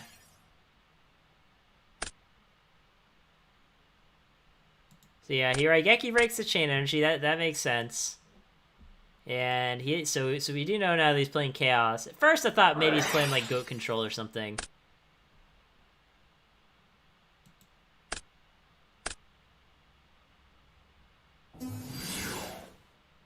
Oh Jesus. Man, and he hit our second Nightmare Wheel. It's so sick.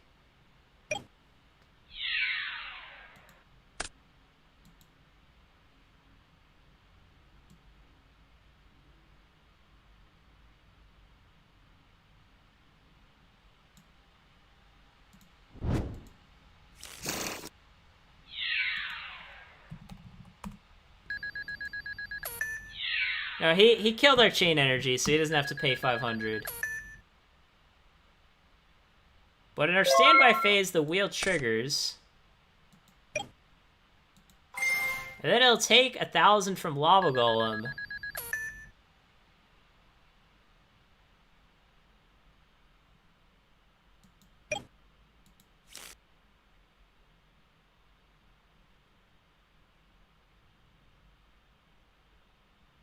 Yeah, you can't activate Meteor. That's just a brick.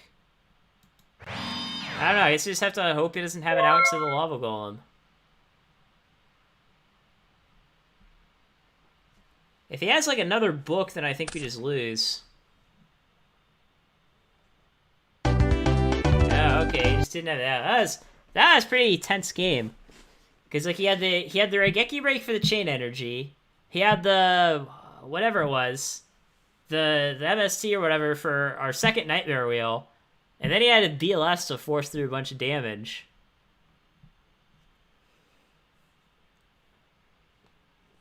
So yeah, it was like another Chaos deck with... Yeah, we didn't see Thunder Dragon. We didn't see Thunder Dragon, but we did see Meta and Chaos Sorcerer.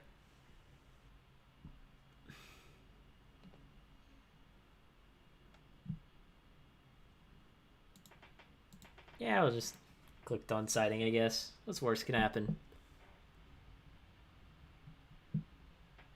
Yeah, it is interesting because he could have just not flipped Lava Golem,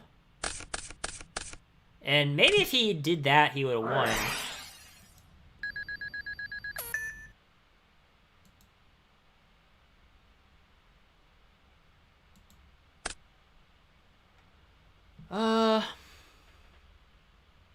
Yeah, we could probably just get rid of this Lava Golem.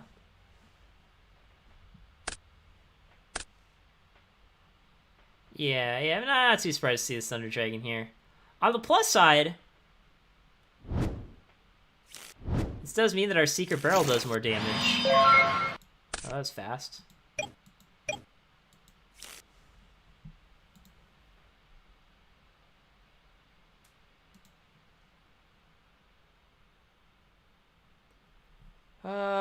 Huh.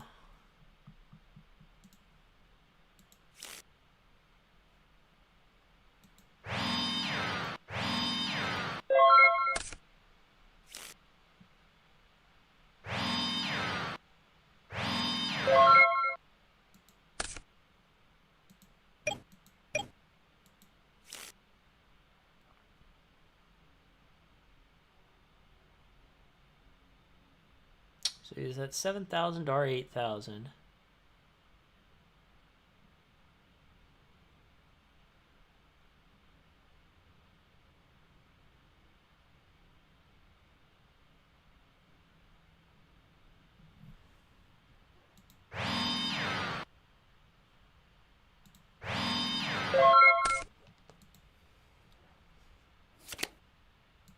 Yeah, Duo's fine. He can duo us all he wants.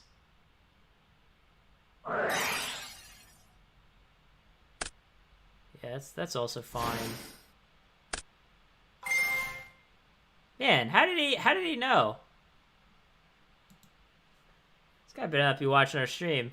Because I would think normally people would take the new set. You know, the Sangan in this case.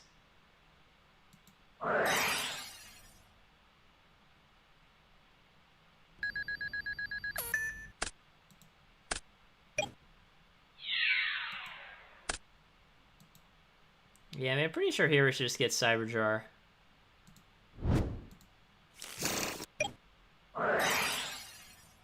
Oh yeah, I guess yeah, he just duos us. Yeah, that's pretty rough. It's a pretty good start. That was pretty good play.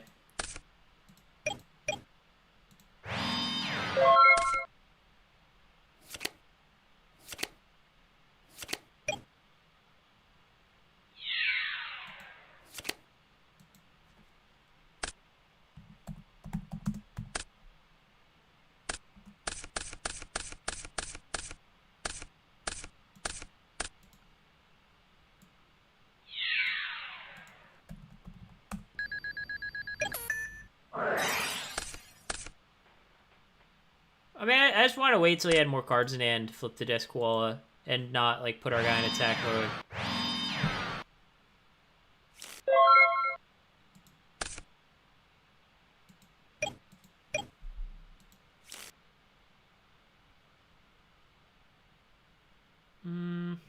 Do we want to gracefully yet? We got 2 big shields. Probably don't need both. Yeah, sure.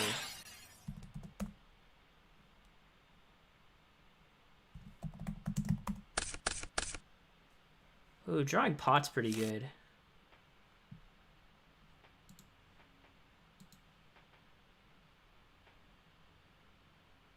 Yeah, we got like a bunch of secret barrels and we got all kinds of stuff here.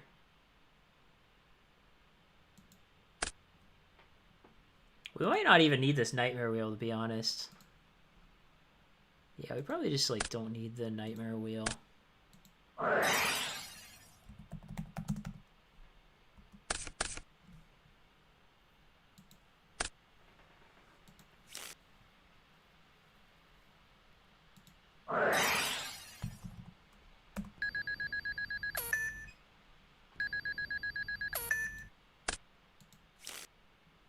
Yeah, as long as it doesn't have like Decree or Jinzo or something, I think we should be pretty fine.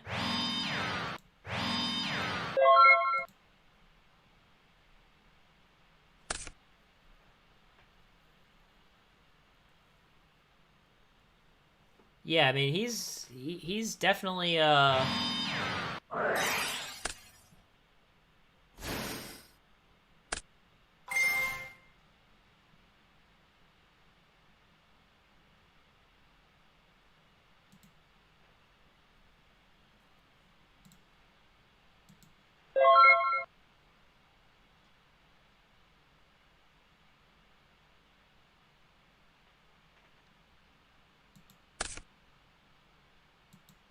that's pretty convenient.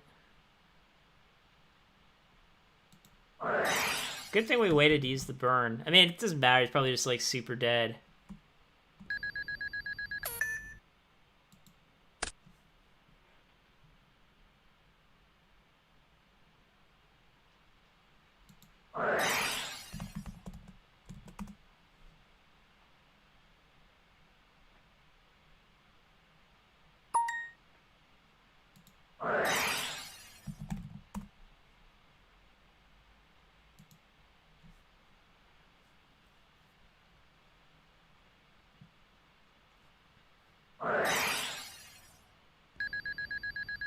So he pays half and then takes 1,000.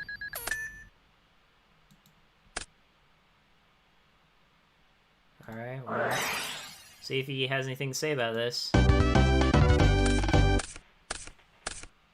How come he took 1,000 from Meteor? Because that's what Meteor does. He was at 36. I activated it, and he took 1,000.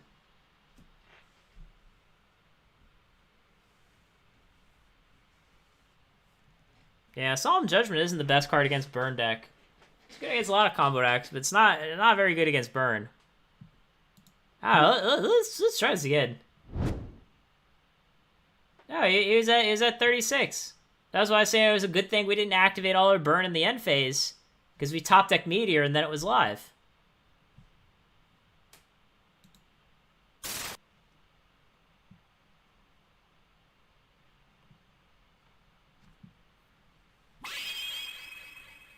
I think this was the first RPS I've lost today. I've also not been very impressed with Sagan. Like, there was that one game that we had where we just, like, hit him 4 times directly with Sagan. But other than that, I haven't been very impressed.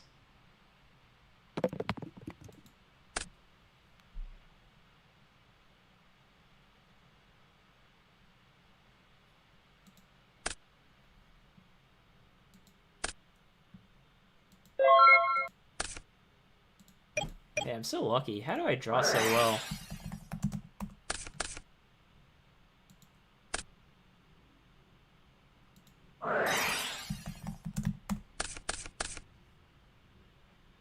Yeah, that's what I'm saying. I feel like people don't side, like, they don't side as much against Burn as they used to.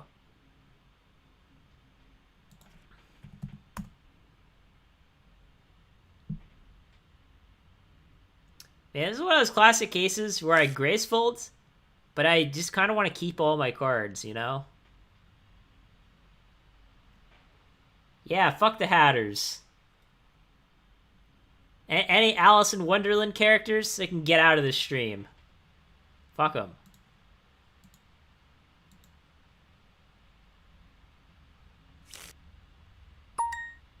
Yeah. Probably discard one of those.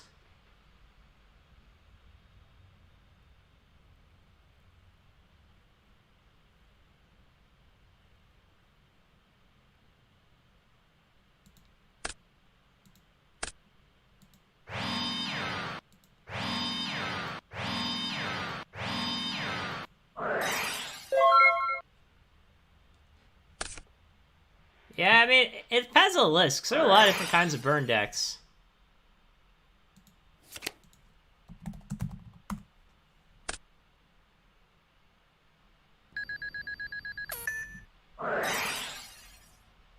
Tribute to the Doomed.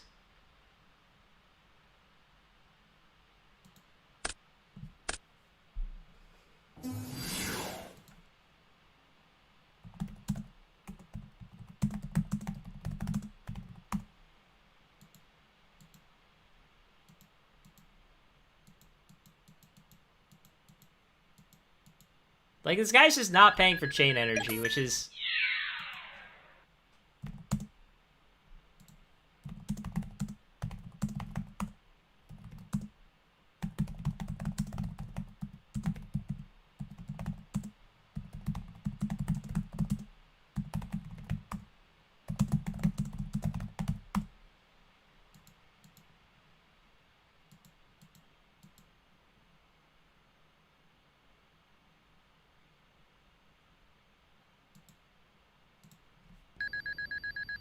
Okay, finally.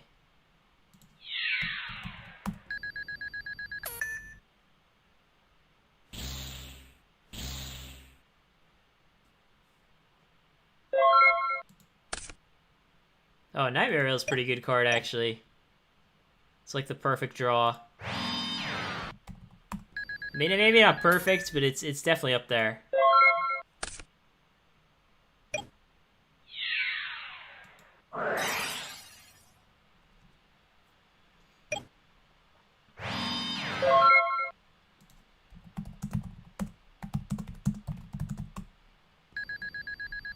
Like, am I gonna have to remind this guy every time?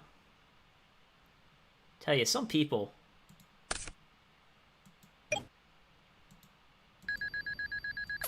Okay, at least he remembered for Nightmare Wheel.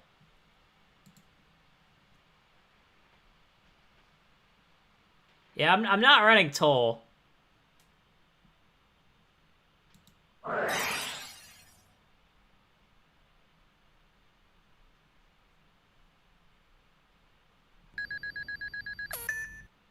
Interestingly, if he had Raigeki Break, he could Raigeki Break his own monster here, and it wouldn't be a terrible play. Because it would get the Nightmare Wheel off the field, and he would take 500 less for desserts. Just worth mentioning.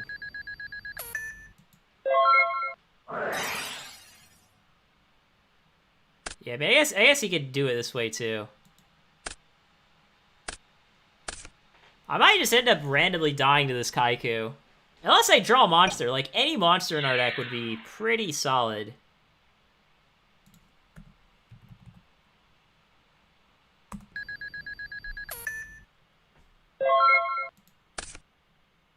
Oh, that works too. Yeah, he's just dead. Yeah, desserts is yeah, he's like way dead.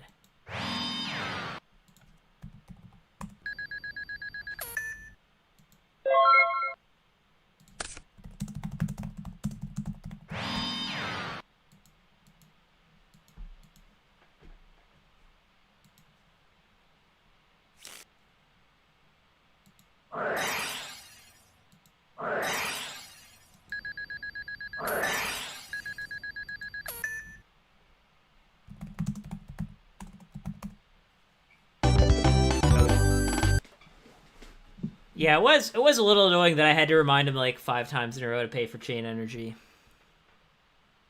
So let's see, we saw Kaiku. And like that was it. He never flipped his monster all game. I don't know what that means. Maybe it was like Sinister Serpent or something. I don't know. But if it was Sinister, you think he would have just attacked with it. I don't know. I don't know what his face down monster is. This doesn't really make a whole lot of sense.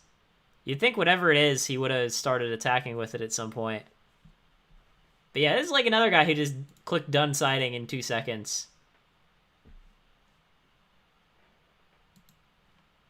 So yeah, I mean, Burn is broken and rated, confirmed.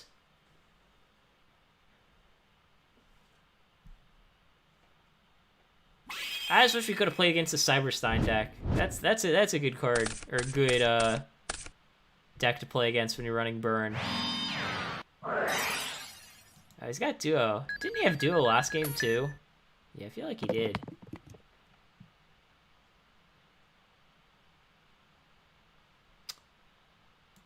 So he picked a pretty good one. Yeah, let's get rid of the Tremendous Fire. Nice thing about our deck is, like, Duo isn't that great against it, because he does have to pay 1,000, right? I mean, that is what Delinquent Duo says. That's printed on the card. You have to pay 1,000.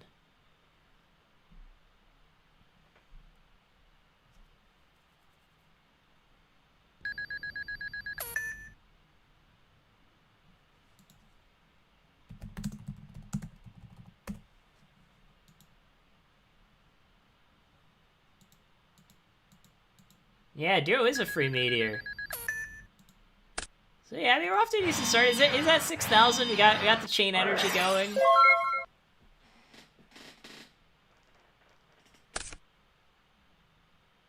I mean, chain energy nightmare wheel is pretty good combo, kind of. Oh, breaker, that's a good card.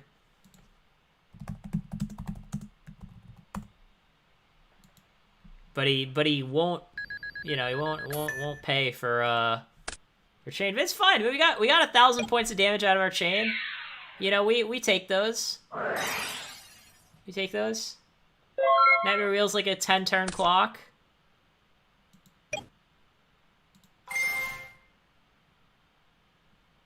We got Trio Desserts. You know, we're off to a decent start.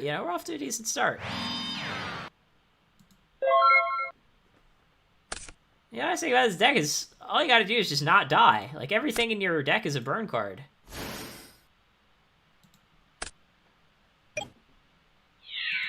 That's pretty good, though. Taxes for 2,000. He's calling Trap.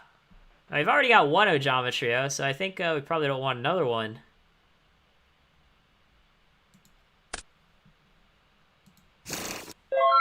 Yeah, the chain was pretty good.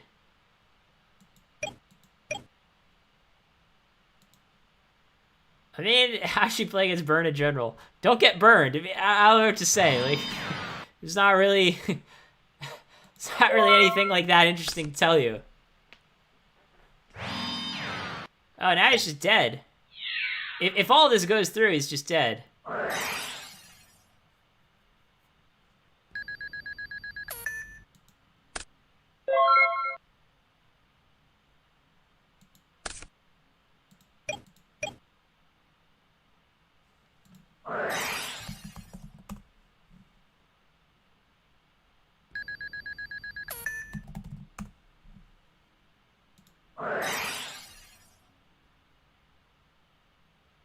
So here, okay, I was gonna say, this is another situation where he can Raigeki break his own monster to save himself. but he didn't have it.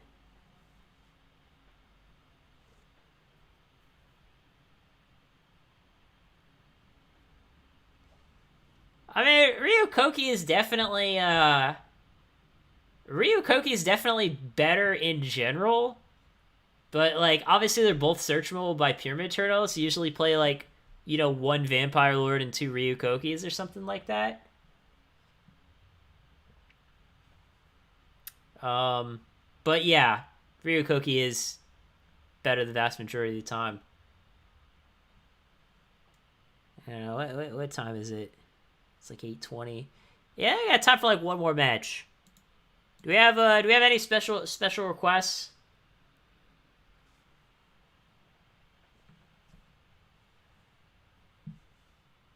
Yeah, I think we all know what Vampire Lord does. I think most people know what it does.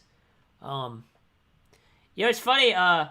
Like a deck that I was thinking of building, because so there's that like zombie burn deck that won the tournament the other week. Indoors, when I say any special requests, I mean combo decks only. Remember, this is a combo only stream. But anyways, I was gonna say, you know, because of the fact that Zombie Burn won the other week, one deck that I was thinking of building, and I say this because like my friend used to play this in 2006. It was like Pyramid Turtle, like Deslakuta, and Book of Life. Basically, like, the idea is that you're playing Pac-Man, but, like, you can just Book of Life to bring back Deslakuta if they kill it. Which is kind of cool. Yeah, the burn matches actually went better than I thought they would. I wasn't expecting to, like, just steamroll everyone. But yeah, I was thinking of, like, building something like this. Because, like, this is actually, like one of those decks where, like, Vampire Lord is, like, kind of good. Just because, like, it's sort of like your win con. Or it can be a win con, I guess. Or late in the game, they just have, like, a bunch of Sakuretsu armors set, and you just hit them with Vampire Lord. I don't know. I'm gonna try this. I forget. I wish I had the exact list, but again, this was literally, like, 15 years ago in 2006, so I don't remember what the exact list was. I don't even know if it played 3 Deslakuta. It might have only played like 2. I don't know. Probably take me too long to figure it out. I might, do we have, yeah, we actually don't have Pac-Man, on this count, although I could add it. Could do a good old Library FTK match. Yeah, we'll do a Library FTK match called a day. Library FTK usually takes a decent amount of time. Yeah, I forget who it was. Someone sent me, like, a water list of Reasoning Gate. I mean, it looks like it could be okay. I mean, if I played Reasoning Gate competitively, I don't know how I'd play it, actually. Reasoning Gate's kind of in an interesting spot right now.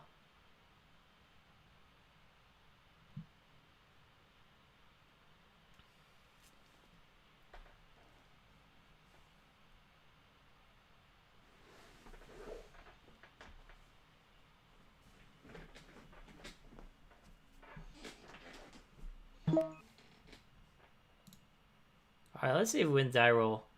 I actually, I did watch some of the matches from the Obelisk Blue tournament the other day. And I saw that whoever was playing the Library FTK deck, they actually didn't FTK most of the games they won, which is pretty impressive.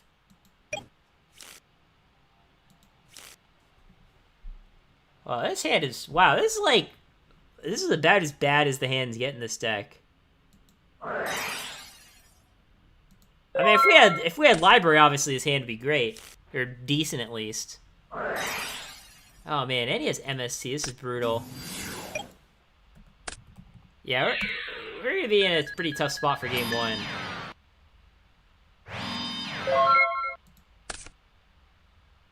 Oh, well, now we have Convulsion Oath.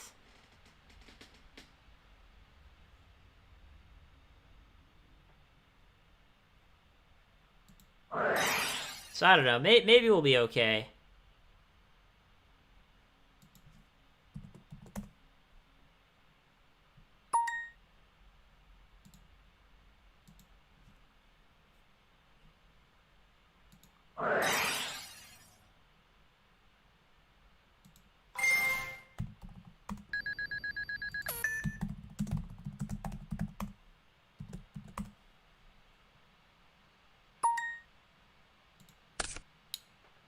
Well, we definitely don't want to draw a convulsion.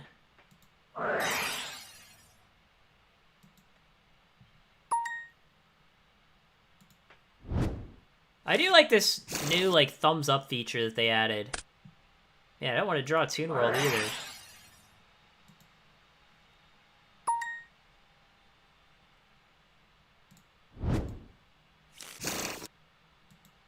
Jesus Christ, I don't want to draw a feather either. Ugh. Why does life have to be so hard? Yeah, the zombie burn deck was interesting.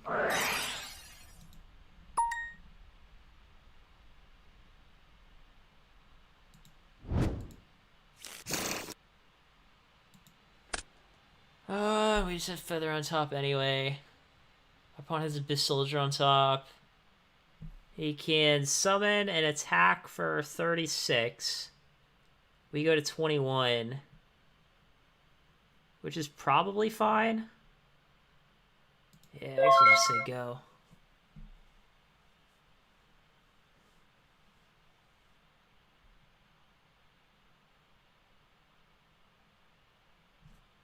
Hey, it could be worse, I guess. I mean, if he doesn't out our Convulsion Oath, we're gonna draw a feather for our turn, but see at least one more card. One of the things, too, sometimes the way these games go is sometimes you can actually, like, win without actually, like, really doing, like, the real combo. Because we can just activate 2 Toon Worlds, go to 100, and if we have, like, Pendant plus, Pendant plus Quiz, like, that could just be game without ever having to combo.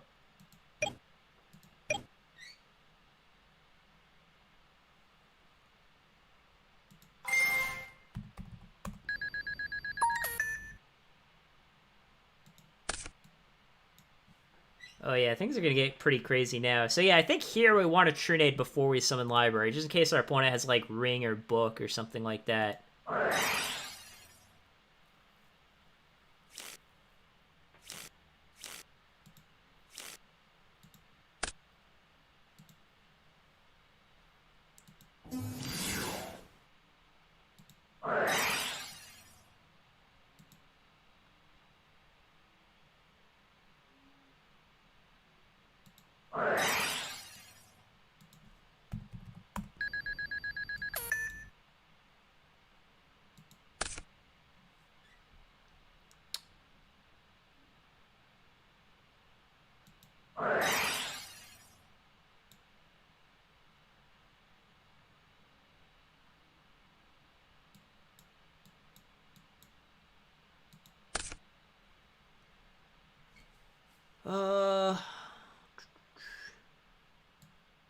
So yeah, we only get to draw one more card with Oath this game after this one.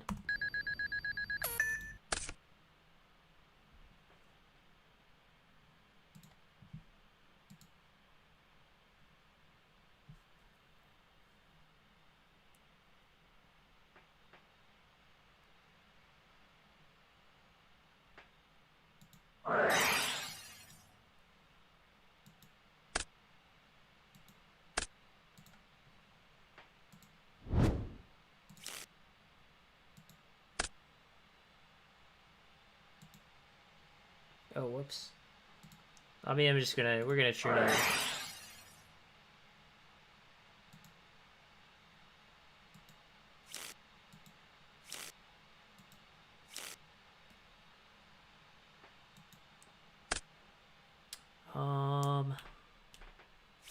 So yeah, I think we do want to draw the Thunder Dragon.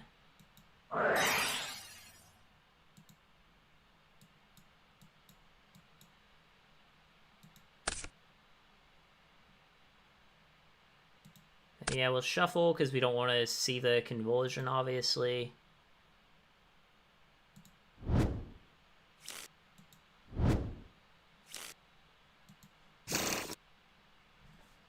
I mean, level limit isn't terrible. If we don't FTK for some reason, I guess level limit will be pretty good.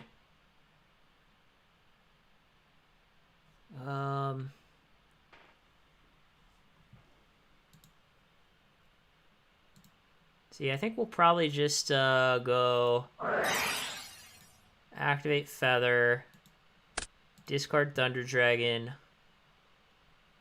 put Trinade on top.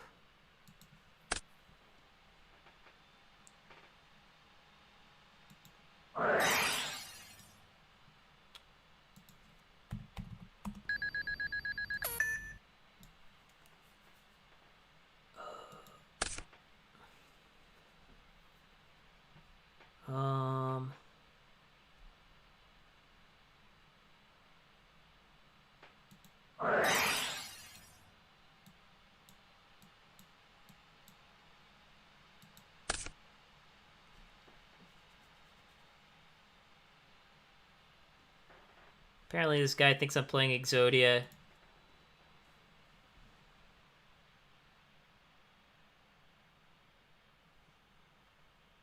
So yeah, we'll activate level limit.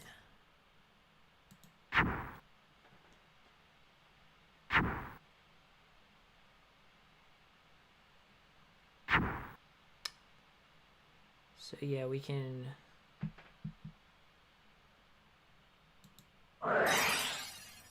Trinade. Oh my god, it literally won't let me return these to my hand. Okay, there we go. I mean, you could run Exodia, but it would be pretty bad. Like, I'm not gonna lie, this deck would be pretty bad with Exodia.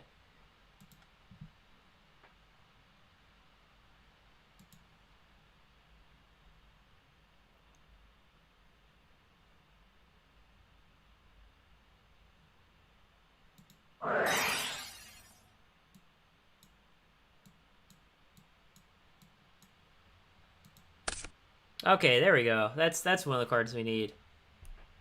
So yeah, we probably want to set Feather. And then just reload the rest.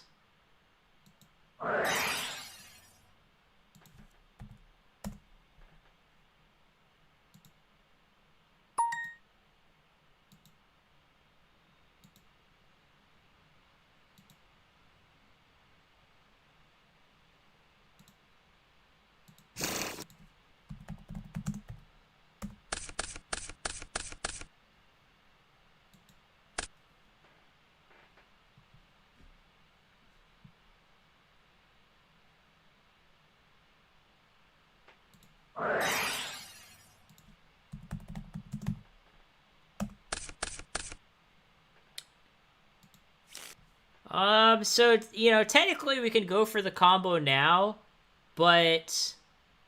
Oh no, yeah, it's just game, because we can feather something to the top and then quiz pendant, and that's game. Okay, yeah.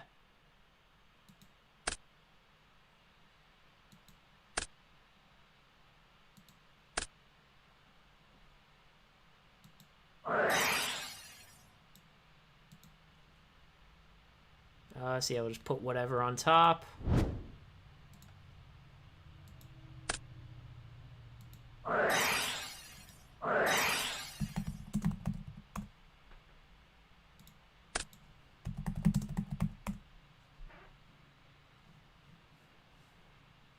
Yeah, I did set Feather this turn. You can activate a spell the same turn that you set it.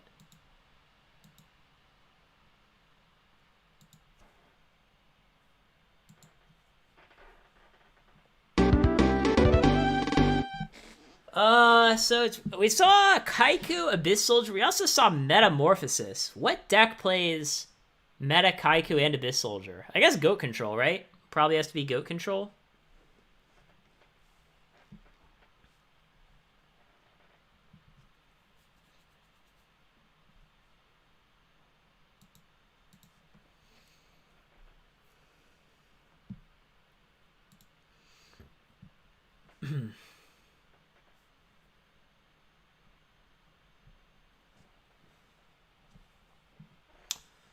So yeah, I probably want to bring in the heavy go in second. Just think of what's side out. It didn't seem like he sided very much.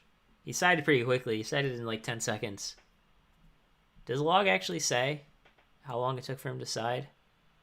Oh yeah, it does. It took him 52 seconds to side.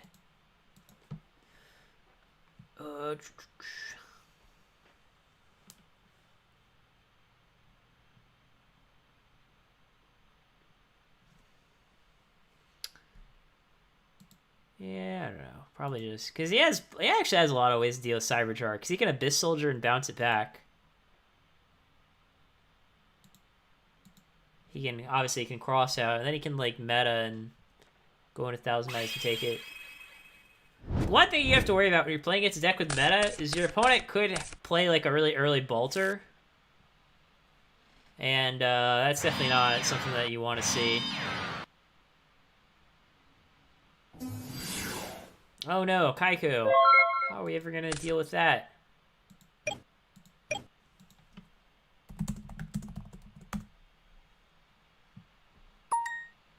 I mean, Cyberjar, it's not like a going first versus going second thing. It's a how many outs do they have to it kind of thing. And I've even considered taking it out of the main deck just because Cyberjar is so bad against Warriors. Like, against Warriors, it's barely better than a vanilla.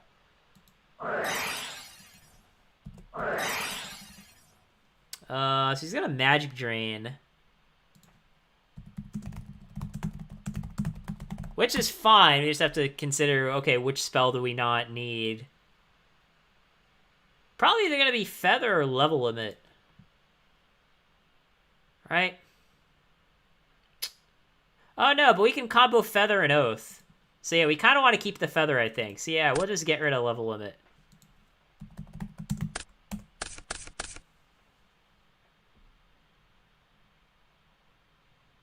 Yeah, our hand is just like kind of broken now. Because we can go Pot and then Oath Feather for Pot.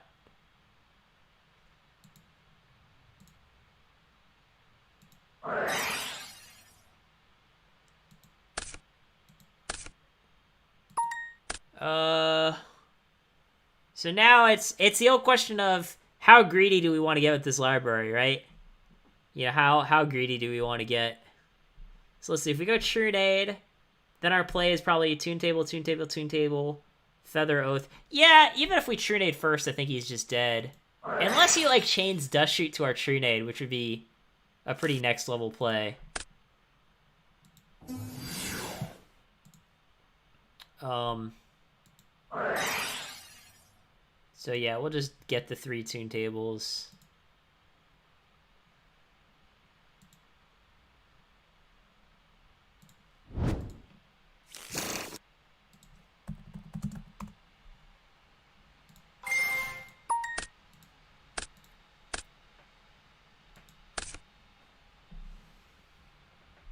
So yeah, Upstart's good. We like Upstart.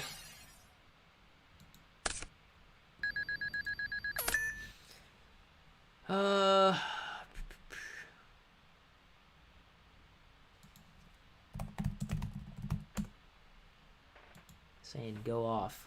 Slow your roll there, buddy. I'll go off when I say I go off. Okay?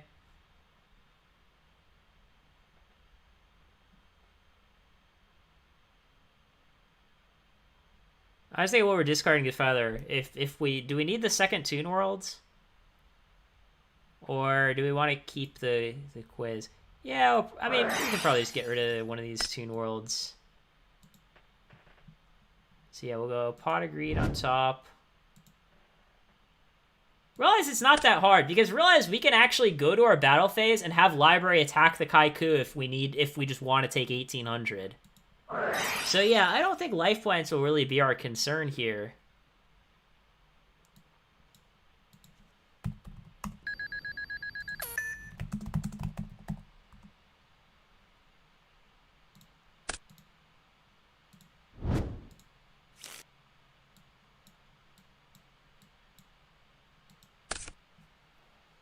Oh, we draw another Oath. So now we just need Convulsion. Now we just need Convulsion. Oh, and there's the convulsion. So yeah, I think it's just game here at this point. Gamer. Well, I mean, it's not necessarily, because, like, we have to reload afterwards. Oh, okay, we have Trinade on top. Okay, now it's game. Now it's game.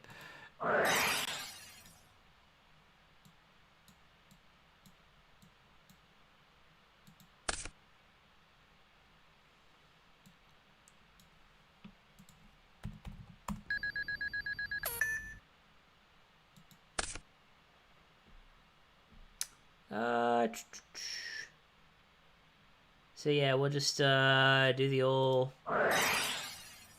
Toon World, pay some life points.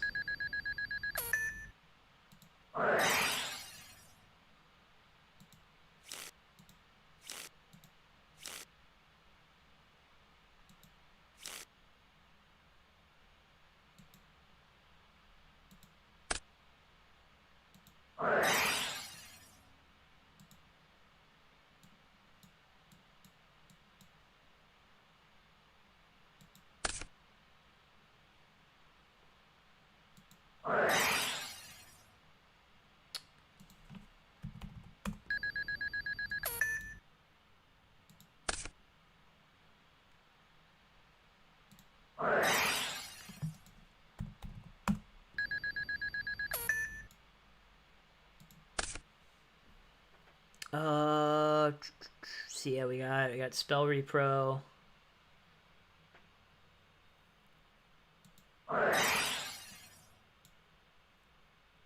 Can go get rid of level limit. Probably don't need 2 reloads. Although we also don't need Convulsion, so we'll just get rid of Convulsion.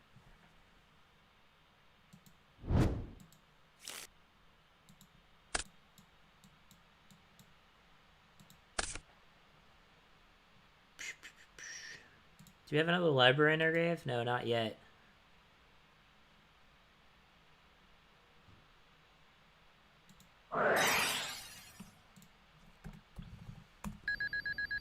So yeah, paying life points is definitely not going to be an issue. We didn't need the second Toon World at all.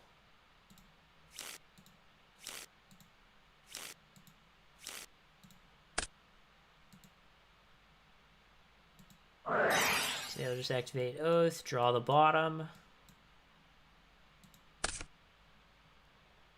So yeah, we still need the pendant, then we need to pay some life.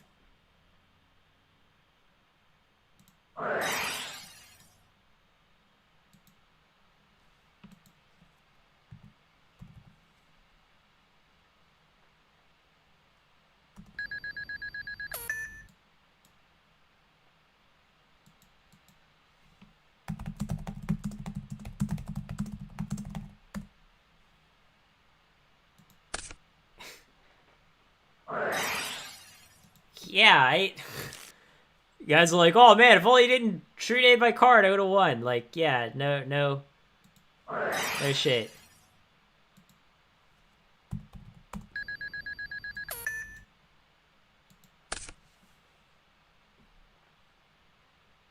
So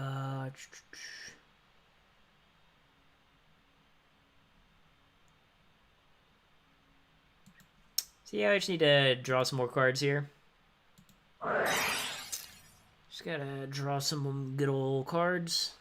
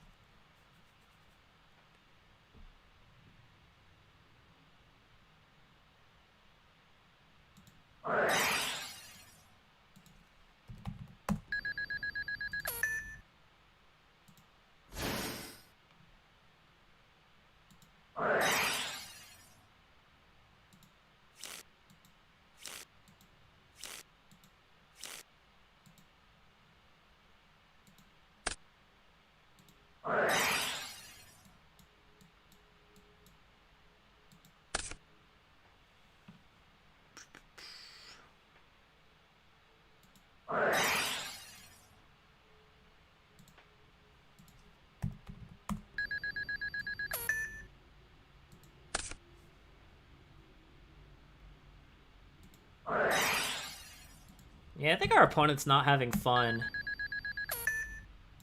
I get the sense that, he is not enjoying this game.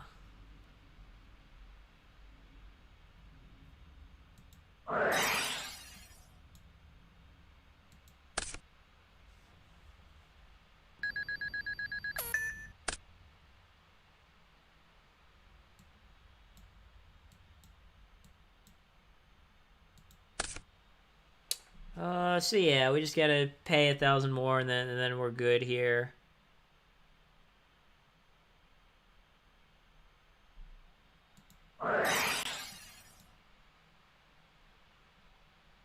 Don't think we're gonna need this card destruction.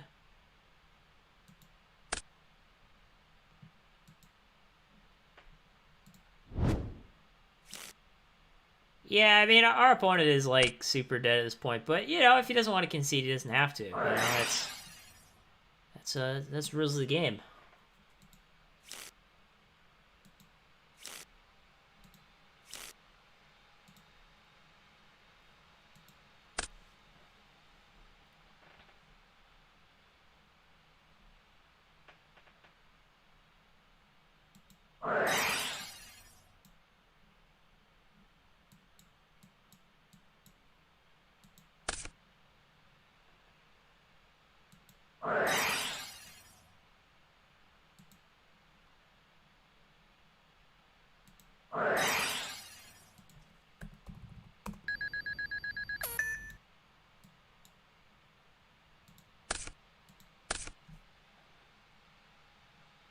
And yep, that's game. Yeah.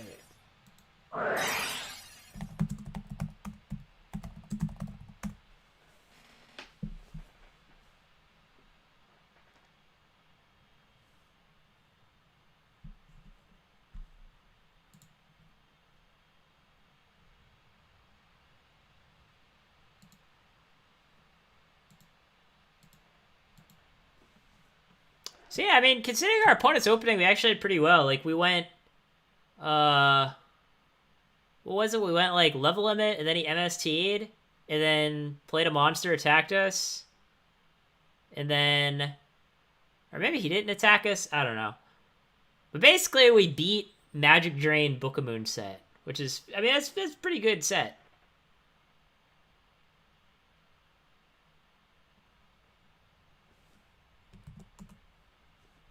I think he doesn't understand how our combo works.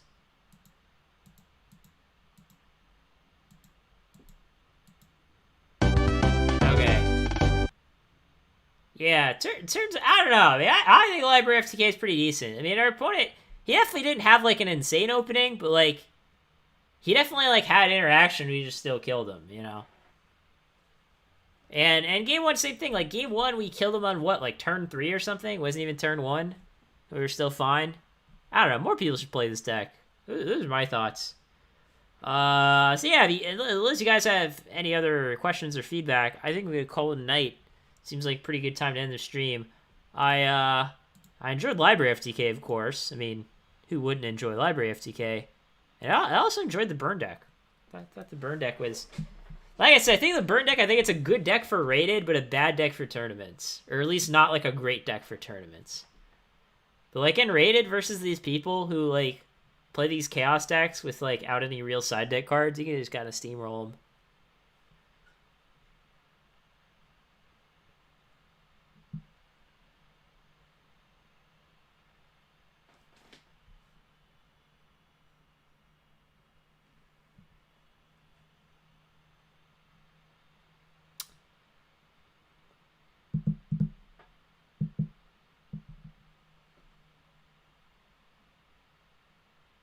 It did get first in Obelisk, and it was even the same. It was even my main deck.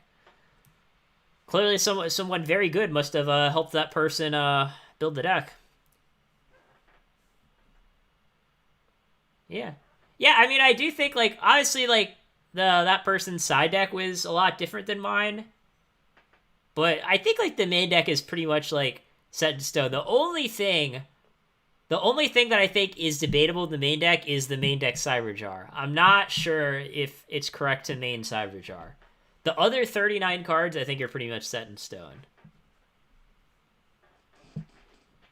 But I mean, Cyberjar like definitely in Library FTK can't just win the game by itself. Yeah, I mean, library is legitimately a good deck. Like, I'm not saying it's like the best deck necessarily. I'm not even sure if it's the best combo deck. Like, I think you could make the argument that Empty Jar is better than Library, but it's pretty close. And like they're definitely good at different metas. Like, I think Library FTK is like better against Reasoning Gate than Empty Jar is, but I think Empty Jar is better against like all of the sort of standard Thunder Dragon Chaos decks than Library is. Although they're both very good against Chaos. It's just that I think Empty Jar is better. And like a lot of it depends on like what people's lists are. Like if everyone's main decking 3 Solemn Judgments, I would probably rather be playing Empty Jar than Library. But if not a lot of people are playing Solemn Judgments, then I would rather be on Library.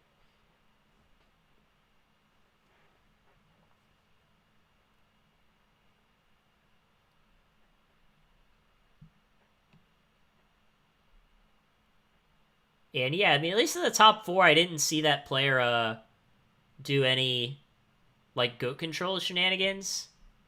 But I mean, you can kind of side whatever because there's only like a few side deck cards that the deck really needs. Like obviously, the most important side deck card is Heavy Storm, which isn't even always like great to be honest. I also like the Swords of Concealing Light in the side, although I don't really think you need it as much as you used to need it. Just because like people don't play cards like King Tiger Wangu anymore, which Swords is really good against. Even like Stein is less popular than it used to be, which Swords is really good against. But yeah, like everything else aside is kind of like whatever.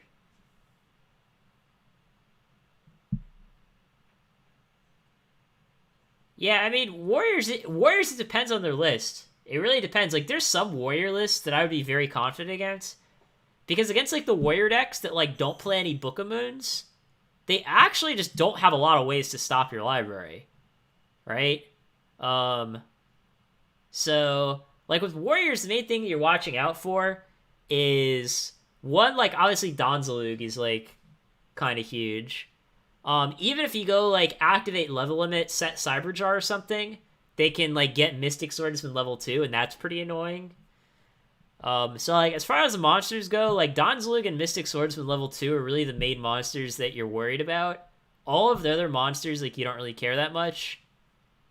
And like most of their back rows, like obviously there's the standard stuff they're worried about, like Ring, Torrential, MST, Dust Tornado, whatever. But like other than those in Solemn, there's not like a lot of back rows that you're worried about. So I mean, I'm not saying that like Warriors is an amazing matchup, but I don't think it's a bad matchup either. Like at least the current list of Warriors. Like if people played like much more like back row heavy Warriors and they like either mained or sided King Tiger Wangu, then I think it'd be a little different. But against like the current list of Warriors that people play, I think Library does pretty well. Milkmaster, to answer your question, well, I'll answer the easier part of the question first. I don't think Capsule is good in like any other decks in the format. Not that I know of, at least. Because the problem is like people just have too many ways to kill it. Like in this deck, you're actually trying to capsule for your bad cards to thin your deck out instead of capsuling for your good cards. So like with this deck, with my build, if I'm against Warriors and I'm going first, so like say I won game 1, they won game 2, and it's game 3, and I'm going first, I side out the Cyberjar for the capsule. And then when they're going first, I side out the Cyberjar for the Heavy Storm. But basically the way that you use Capsule this deck is you go Capsule, banish one of your bad cards out of your deck, Trinade your Capsule, activate Capsule again, banish another bad card out of your deck, and you basically keep doing that, so that way when you're drawing cards off of your library, you don't like draw into any of your bricks, you only draw into your gas. That's the basic idea, at least. And I did mention, like, oh, maybe we shouldn't main Cyberjar. If we didn't main Cyberjar, we would probably main the Capsule over the Cyberjar. That would probably be the card that I would put in if I cut Cyberjar from the main. Just because I can't really think of a better option. I mean, I guess you could also play something like Swords of Revealing Light, which would be okay, but like, I don't know. I think 2 level limits is probably enough. I don't think you also need a Swords. Plus, like, sometimes Swords flipping up their monster can be a bad thing. Like, if you're comboing off with Library and they have a set monster, like, you don't want to activate Swords, flip up their Knight Assailant, and kill your Library. So, I actually don't think Swords of Revealing Light is a great card. Swords of Concealing Light, good side deck card. Different Dimension Capsule can be good mained or sided. Does Capsule even work with Primal Seed? Can Primal Seed get a face down? Target 2 of your banished cards. Yeah, I guess that works. Because, yeah, if it's face down banished, that's still banished. So, yeah, I guess you could... Obviously not in this deck, but in general you could do that. You could play a Capsule Primal Seed. Probably there's no way to, like, search Blackluster Soldier. Right, seems like... I mean, I guess you could play these cards in, like, Reasoning Gate, I guess? I don't know. Still seems pretty situational. I mean, I know, like, in 2005, like, you did have some people that would actually just, like, turn 1, go, like, different Dimension Capsule for Pot of Greed or something, and just hope their opponent can't kill it. But... I mean, I don't even think that was a good strategy then, but it's definitely not a good strategy now when, like, everyone's playing, like, a bunch of Raigeki breaks and stuff.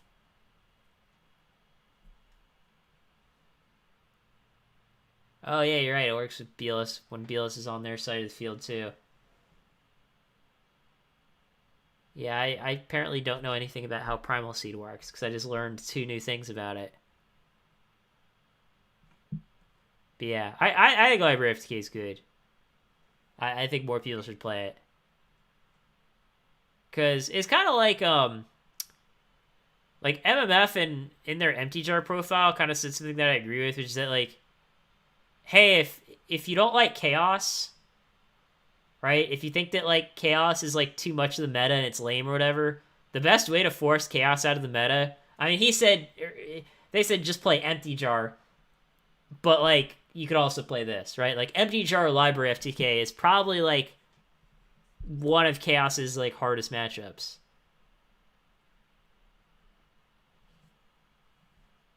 It depends. I mean, I think this deck's easy to pilot. But there's, like, a lot of little things that you have to know that, like, if you don't know, you'll be messing up and not even know that you're messing up. Like, if you play a normal control deck, I feel like if you misplay, it's at least kind of obvious after the fact. Like, oh, whoops, I made a mistake. But with Library FTK, you can be, like, sequencing your cards wrong and not even knowing that you're doing it. So, like, if you're going to play this deck, there's, like, a few things you have to know. One, well, obviously, like, you know, managing your life points is pretty crucial. Like, I think if you play, like, the double Toon Worlds, you shouldn't have a problem paying yourself down. But it can be a problem in general, especially if your opponent, like, opens Upstart Goblin going first, because then you're starting at 9,000, you have to pay 1,000 more. So that's something to consider. So, like, ways to decrease your life points.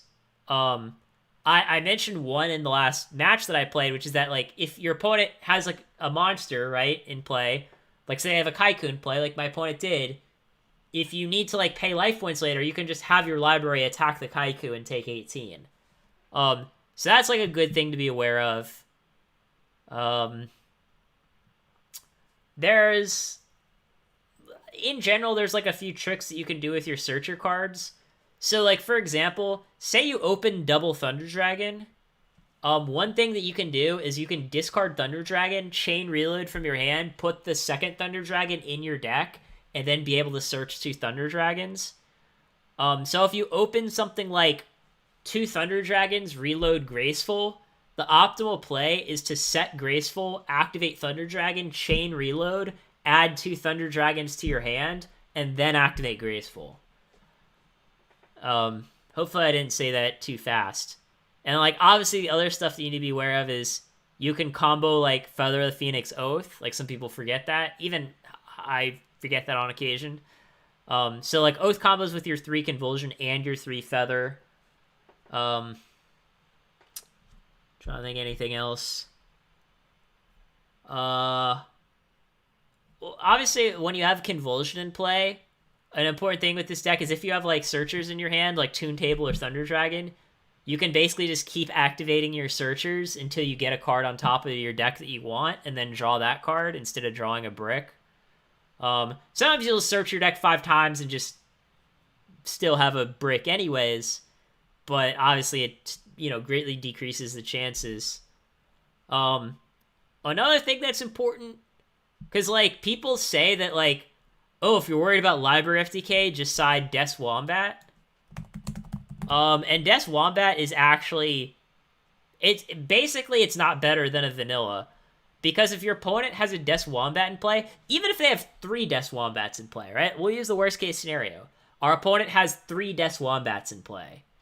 You can go Premature Burial Thunder Dragon, Trunade back your Premature, Premature bring back a Thunder Dragon. So you can Premature 3 Thunder Dragons and attack all 3 of their Des Wombats and then kill them in main phase 2. So, yeah, that just doesn't work. Unless, I don't know, unless they have Des Wombat in play and a set Rush Recklessly, then they could chain Rush Recklessly on their Des Wombat to your Trunade, and then he wouldn't be able to kill it. So Des Wombat Rush Recklessly works, but otherwise, like, Des Wombat doesn't stop the combo. And then, yeah, like, the other trick that I was doing that, I mean, it's not, like, super important, but it can be kind of helpful, is if you have Convulsion in play, oftentimes, like, if you have Convulsion Library in play and you don't want to draw the top card, often what you do is you Trunade back your Convulsion, flip the deck back over, and then activate Library to draw the top card of your deck instead of the bottom. Yeah, obviously, yeah, Pendant Quiz, you can get those back. And the Spice, I'm glad you like Angel Chaos. It's funny, like, I hear people, like, they assume that, like, oh, I play Angel Chaos a lot. I actually don't play Angel Chaos very much anymore. I think it's fine, but I just think they're, like, better decks right now. And to answer your question, Optimus Prime, Empty Jar is a real deck, and Empty Jar, like, again, I think Library FTK has a pretty good matchup against Chaos, but I think Empty Jar has a slightly better matchup. So I played the deck that had the best matchup. I also considered playing Gravekeepers. Because obviously, like, Gravekeepers is, like, an obvious choice against Chaos. But I don't think Gravekeepers do nearly as well as Chaos as people think it does. Like, if your opponent knows the matchup and they have a good side deck, Gravekeepers aren't favored, like, by that much. But Empty Jar, on the other hand, is very favored against Chaos. And obviously, game 1 I misclicked, and then game 2 I just opened trash. I mean, that can happen with any deck. But yeah, I mean, this idea, guys, that, like, combo isn't a real deck or that people shouldn't play combo, to me, like, that's the equivalent of saying, like, hey, let's play rock, paper, scissors, but, oh, scissors is lame, don't throw that. Like, yeah, scissors is lame. I just want to play paper mirrors all day. So we're just going to, like, ban scissors, and we'll just play rock, paper, scissors with rock and paper only. And, since paper beats rock, we just play scissors mirrors all day. Everyone knows that rock, paper, scissors is supposed to be a paper mirror meta. All right, that's how I look at it. Like, if more people played combo, the meta would be, like, way more balanced, because people would just stop playing these silly Chaos decks that, like, lose to combo 80% of the time.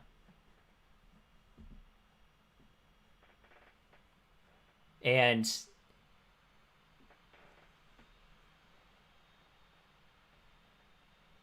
yeah, it's funny, Travis. I actually thought about that. The unfortunate thing is that Deck Devastation Virus is limited to 1 in GOAT format. if if you could if you could play like 2 or 3 copies of Deck Devastation Virus in GOAT format, I would definitely like play a Gravekeeper deck with like 2 deck devs.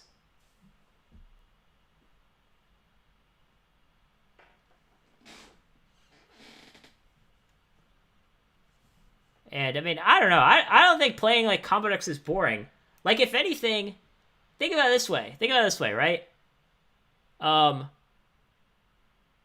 of like the people who stream Go format, I'm certainly one of the more popular ones. I mean, not that there's a lot of them, but for GOAT format, I get a lot of views, right?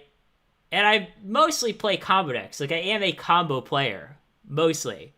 So clearly, if I'm playing combo and people are watching, clearly some people enjoy watching it or they wouldn't be watching. Right? So, I don't know. I mean, do you just want to watch Chaos Mirrors all day? Is that interesting? I don't know. I mean, it can be interesting sometimes.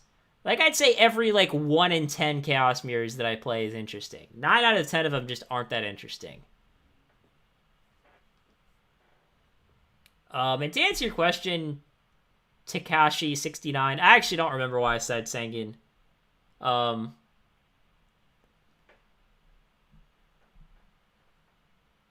mean, like I say, with Library FTK, like, you just don't need that many side cards. Like, the only, like, 4 side cards that you really need is, like, the Heavy Storm and then the 2 Swords of Concealing Light.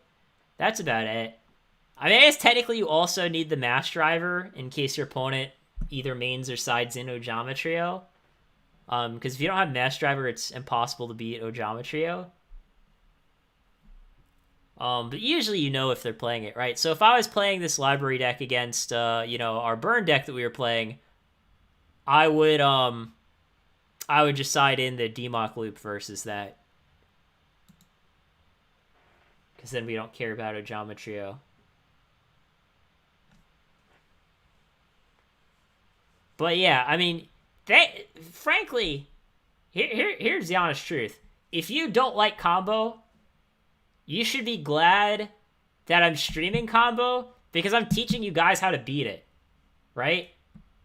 If I just wanted to win like a bunch of tournaments with like Library FTK and Empty Jar, I would just never stream it so that way no one knew how it worked, right? That would be like the optimal, the optimal play. But since I do stream decks like Library FTK, and, sometimes I win, sometimes I lose, you can see, what our opponents are doing wrong versus the deck, and then you can not make those same mistakes. Like last week, we had the guy where we activated Giant Trunade, and he didn't Solemn Art Trunade, right? And he lost because of that. So then you can see that and go, oh, when I play against Library FTK, I'm going to make sure that I, use my solemn judgments correctly. Right? Maybe not. Maybe, maybe you just want to pretend that combo decks don't exist. That's an option too. I think Monarchs are actually a good deck. Like, not so much Sabor. Like, I just think there's a lot of good ways to play Monarchs. I think mainly Monarchs are just good because of the meta. Because, like, since Tsukiyomi isn't, like, anywhere near as popular as it used to be, it means that, like, Monarchs finally has a chance to shine. But yeah, I think Monarchs are good. I mean, the Stein Monarch deck got second at the tournament a couple weeks ago. Even, like, Chris's Monarch list with the Decrees, I think that deck is pretty good. Like, in general, I think maybe this is just like perspective and not so much like a fact, but for me right now, I think there are more viable decks in GOAT format right now than like there ever has been. Like if you'd asked people like 1 or 2 years ago, like, oh, how many decks are viable in GOAT format? People would have probably been like, oh, 3 or 4, maybe 5.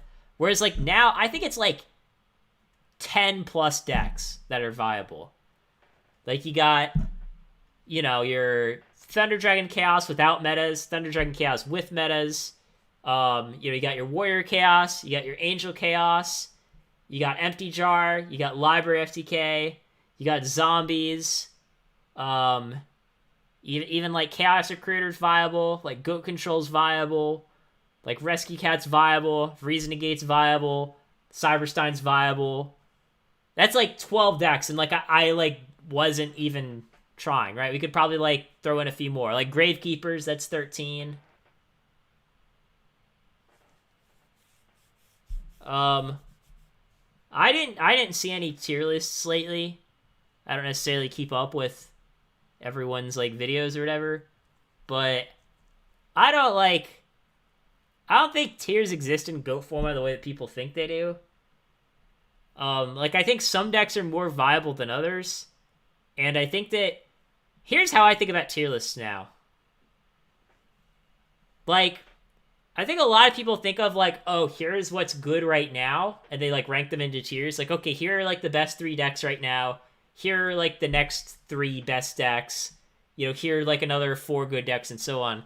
But the way that I think about tiers in GOAT format is I think of them in terms of under what circumstances is a deck viable. Like, in all of the possible like GOAT format metas, in which of those metas is a deck viable? So, like, for example, I would say, like, Warriors are viable in almost any kind of meta that you could come up with, right?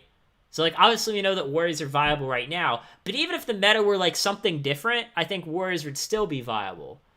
Whereas I think some decks, like Monarchs, are more of a meta call. Like, I think Monarchs are viable in the current meta, but, like, if the meta had, like, a lot more, like, Scapegoats and Tsukiyomis, then I think they wouldn't be viable. So to me, Monarchs are like a meta call, whereas Warriors is just like a generally good deck. And decks like Zombies, I would also put like more in the meta call category. Like in most metas, like Zombies shouldn't be that good, but you know, they do happen to be pretty decent right now. Particularly because like Zombies do like pretty well against Warriors, and like they do like kind of okay against Chaos.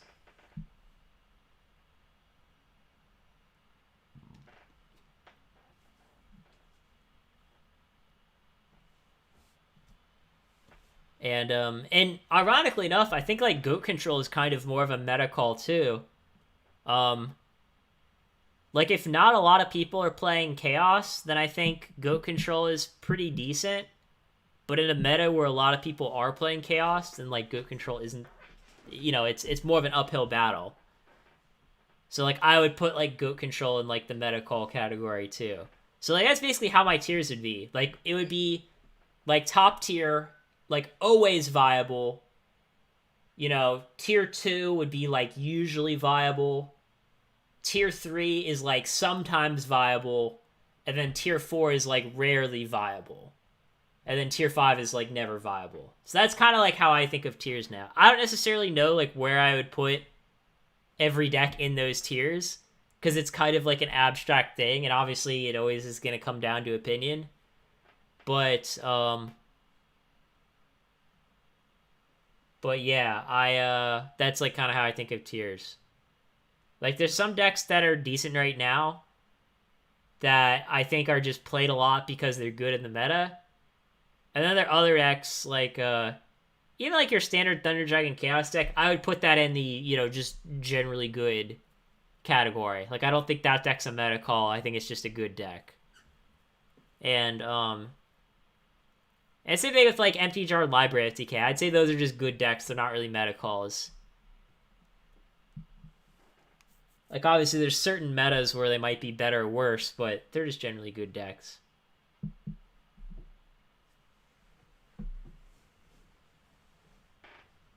And yeah, I mean, anytime when I play someone, especially like if there's money on the line, I'm just always gonna play what I think the best deck is. Like maybe there was like some misunderstanding there. This was not like an exhibition match or a entertain the spectators match. This was a, you know, playable, each play whatever deck we want to play, you know, and see what happens. And it's the same thing to anyone else who challenges me, right? I mean, the $500 thing is still open to any player if they want to challenge me. And depending on who challenges me, I'm going to play whatever I think the best deck is first them. And if it's someone that I don't, know who it is, well, I don't know. I'll have to think about it.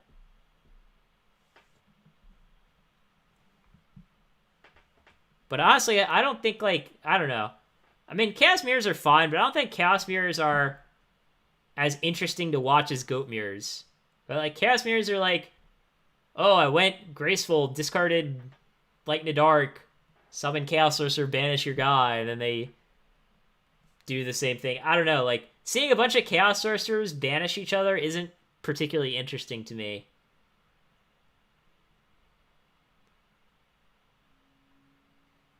What made you think Carl would play Chaos? I don't know. Probably the fact that that's literally the only deck that he's ever played. That's what made me think he'd play Chaos. I mean, don't get me wrong. I think it would have been like a good, I don't know what you'd call it, sort of like a good mind game for him to just not play Chaos, and then catch me off guard. But like, he just only plays Chaos, so obviously I'm going to play a deck that I think is good against Chaos, right? I mean, why would I do anything else?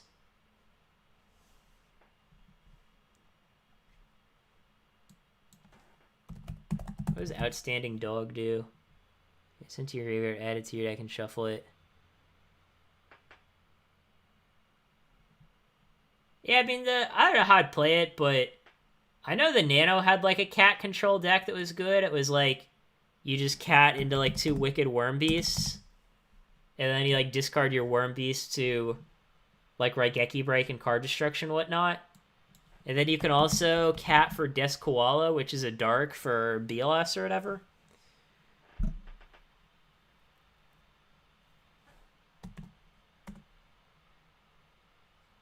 Uh,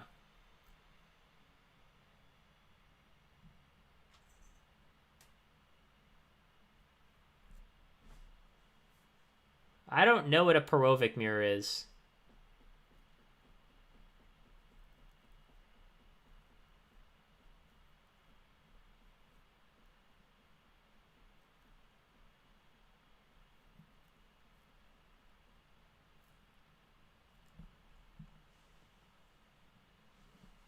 Yeah, I mean, I don't know. I mean, yeah, more than playing the same deck all the time makes your deck predictable. But people still do it. Right? I mean, you have like most GOAT players have like maybe 1 or 2 decks that they play. Whereas I have like 15. So, yeah, I mean, back when we used to play rated on like goatformat.com or whatever in the Discord, I was ranked like, top 3 throughout the entire thing because I would just play versus someone and I'd be like, oh, they play deck X. Like, I know that deck Y counters that. So, like, they're going to play deck X, so I'm going to play the counter. And I would just do that to every single person. And people would get very frustrated by that because they'd be like, well, shit, Alan has like 15 decks that he could play, and I only have 2. But yeah, I mean, it's pretty good way to win. Like, if you know the person that you're playing against and you know like the kind of decks they play. Because even the people that do have multiple decks, it's usually the same kind of deck. Like, you might have some people that go, oh, I used to play Goat Control, but now I play Chaos. Well, those are 2 control decks. And then you might have some people that, like, play either Reason Negate or Empty Jar, but those are 2 combo decks, and so on and so forth. So if you've got, like, a rough idea of what someone's going to play, like, it's not that hard to just pick a deck that counters it.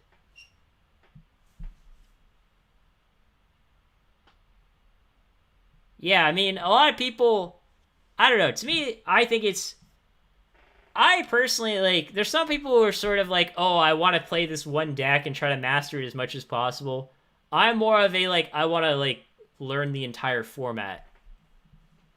Because to me, like, debating silly things like, I don't know, oh, should I play like 2 Dakochis or 3 Dakochis in Chaos or whatever? To me, that's not like an interesting thing to learn.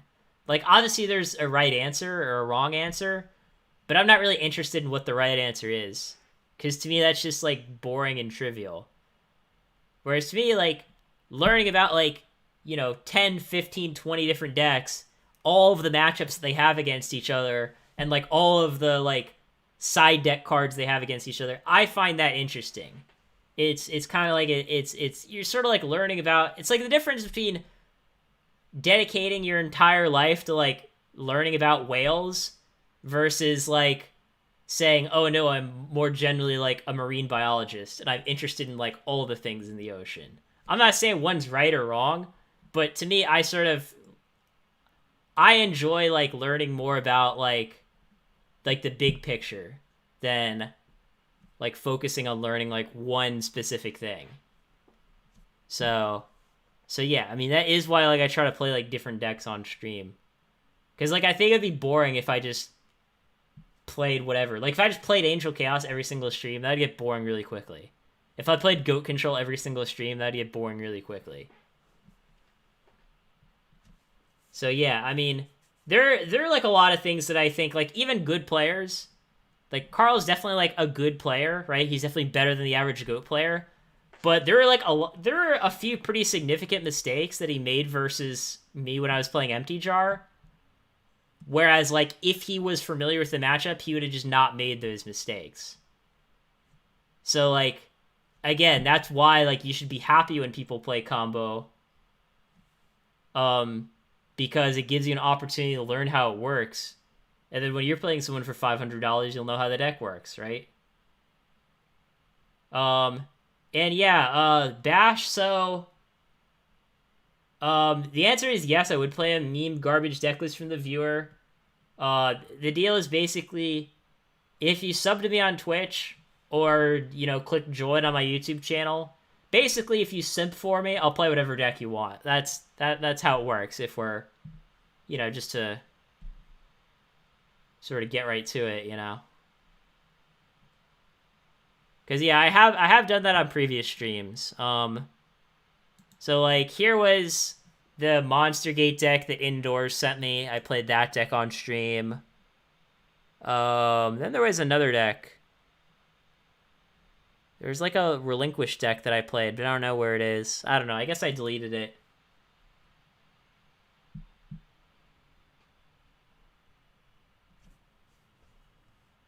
I mean, in my opinion, I don't. It depends on what the mirror is. Like, there's no logical reason that a mirror would be more skillful than a non-mirror, right? Like, it could be, but like nothing about it being a mirror makes it more skillful, right? Like to use an easy example, right? If we were playing a library FTK mirror, is anyone gonna claim that a library FTK mirror is gonna like favor the better player? Like, no, of course not, because it's just who gets the FTK first. And you know, obviously most decks aren't like nearly as bad as that, but it can be similar depending on what the mirror is. Like, you know, with like a Chaos Mirror, like it can be skillful, but like sometimes one person just starts very far ahead of the game, and it's hard to come back. I mean, I will say I do like enjoy the Chaos Mirrors where I start behind and then manage to come back and win, but that's not most of the games.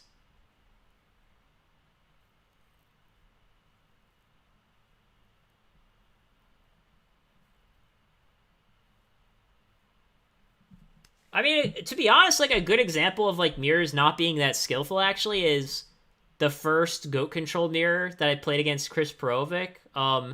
It's actually not on my channel; it's on his. But we played like a best of 7, and he won 4 games and I won 3. And I'm not saying what you think I'm saying. I'm not trying to say that, oh, you know, he got lucky and beat me. It's rather the opposite. Like, I basically took like 3 games just due to being lucky, and then he just outplayed me like the other 4.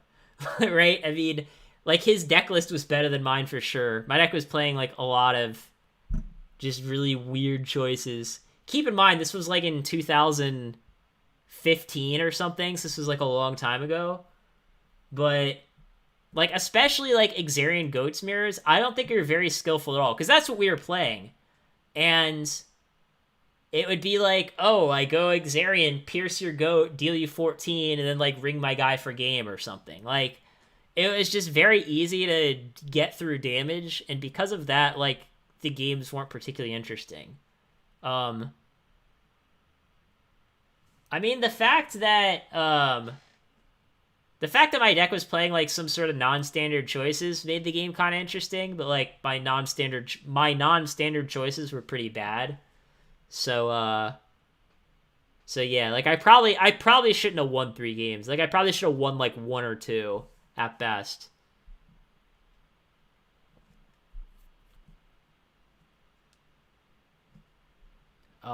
So yeah, I don't know.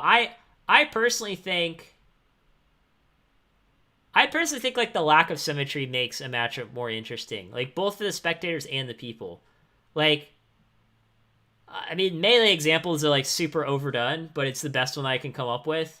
Like yeah, like Fox Dittos can be skillful in melee, but like Fox versus Falco is also pretty skillful. Fox versus Marth is pretty skillful. You know, Falco versus Marth is skillful, and so on and so forth. So like whether a matchup is like good, fair, and interesting to watch, um, you know, has very little to do with whether it's a mirror. And again, officers maybe say, okay, well he beat me 4-3, so maybe the better player ended up winning. But like, if I just gotten slightly luckier, then I would have won 4-3. Realize that like going 4-3 is statistically not very different from going 50-50. Right? I mean, I know that maybe that sounds weird or wrong or whatever, but yeah, from a statistical, standpoint, if I take a coin, right, that's, heads, tails, 50-50, and I flip it 7 times and I get 3 heads and 4 tails, that's like what we would expect for a fair coin, right? So if I flip a coin and it comes up, 3 heads, 4 tails, we're not going to say, oh, tails is more likely than heads. We'll go, no, it was probably a 50-50 coin. Whereas, if we flip a coin 7 times and maybe get like 6 heads, 1 tail, maybe we suspect that the coin is weighted somehow. That's what I mean when I say, statistically speaking, going, 4-3 is not really that different from 50-50. And realize that like GOAT format isn't a best of 7 game. Like I wouldn't play anyone in a $500 match for best of 7 because that's like a totally different format. Like you just have different decks that are viable. Even like Library FTK is a deck that would be much less viable in best of 7 just because they have, potentially 6 games that they get to side against you. So yeah, I mean, my position has always been that, GOAT format is best 2 out of 3. That's always been the rules of Yu-Gi-Oh! And you get to play anything that's legal. And, I play the deck that I want. My opponent plays the deck that they want. That's a fair fight. I'm not trying to tell my opponent what they should play. They shouldn't try to tell me what I should play.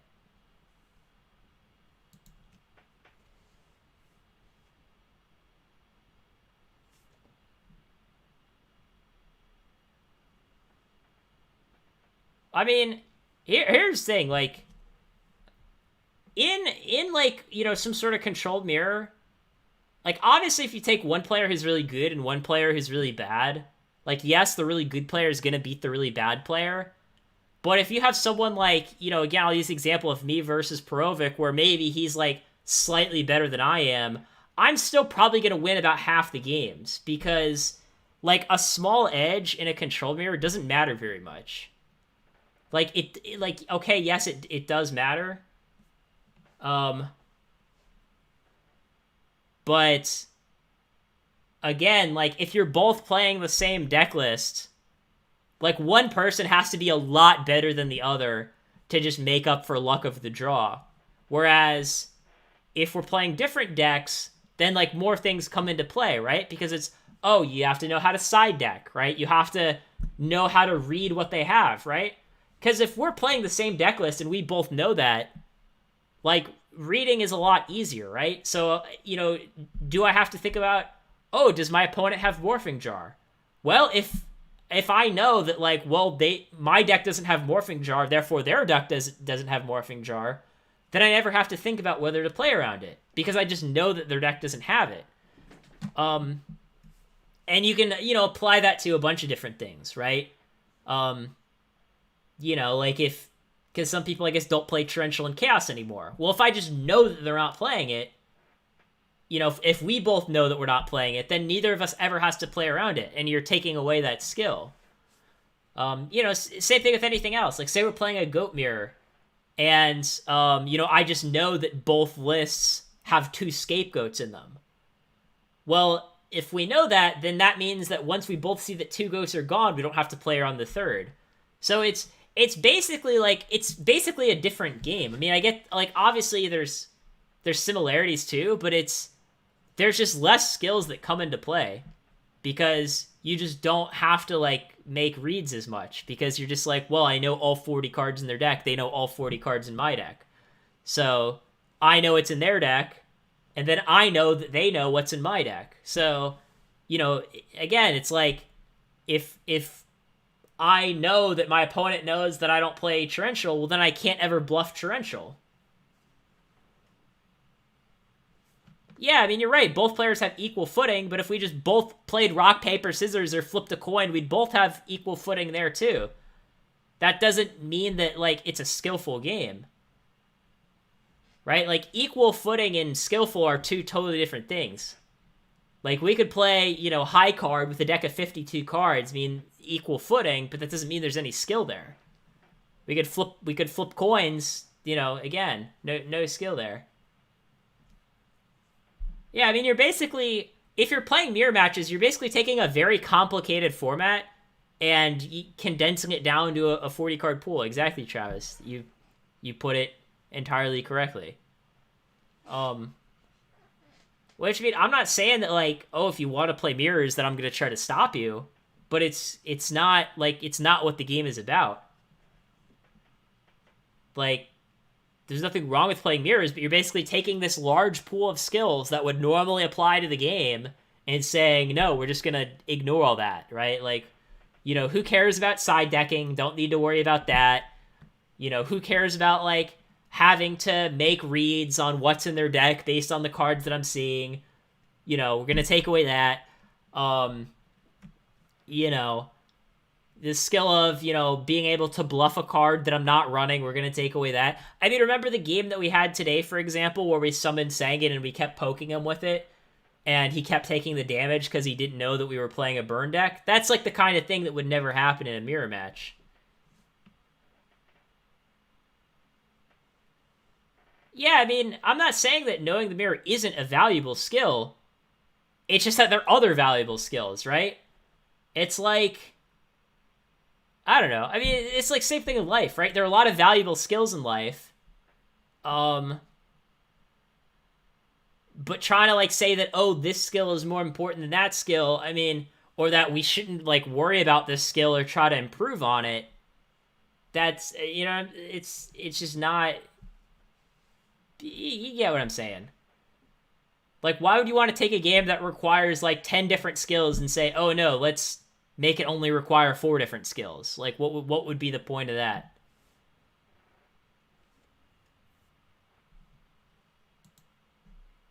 And even, like, mirrors, like, if we're saying, oh, we're going to play mirrors, well, how do we decide what mirror we play? If I don't know, someone says, oh, I want to play a Thunder Dragon Chaos Mirror because that's what I'm really good at. What if I say, well, I'd rather play an Angel Chaos Mirror because that's what I'm good at? Or what if I'd say I'd rather play a Goat Control Mirror? Right? I mean, we all might have a particular mirror match that we think we're good at, but trying to, like, force someone to play the mirror that we think we're good at, what point is there in that? I mean, I think I'm pretty decent at Reasoning Gate mirrors, but no one's saying, hey, I want to play a Reasoning Gate mirror. It's just very arbitrary. It's just, instead of people wanting to play the game as it is and, fight on what's really equal footing, which is, hey, we can all do whatever we want, you're basically saying, no, I want to limit your decisions so that, I get some sort of perceived advantage, or, say, oh, I'm better at this mirror or that mirror. Because, you know, it's interesting. You know, back when, like, everyone was playing Goat Control, if someone said, like, oh, I want to play Chaos Mirrors, they would have been laughed at. Like, well, why would you want to do that? Like, Chaos is lame. Who plays Chaos? Chaos sucks. You know, Goat Mirrors is all where it's at. But now that, like, Chaos has forced Goat Control out of the meta, no one says, like, oh, hey, let's play, like, Goat Mirrors all the time. Oh, Chaos is lame or whatever. So it's, I don't know. To me, it's a very, I don't know. I don't know what I call it. A very illogical way of thinking about things. Where it's like people say a deck is lame, but then as soon as it starts winning, somehow it's no longer lame anymore. Like, now it's legitimate. Oh, now we should play mirrors of that deck. Like, no one says, like, hey, let's play some tier 3 mirror. Let's play, I don't know. What's like a tier 3 deck? Like, hey, let's play Exodia mirrors. You know what I mean? Like, no one ever says that. I don't know. It's just a lot of people in denial.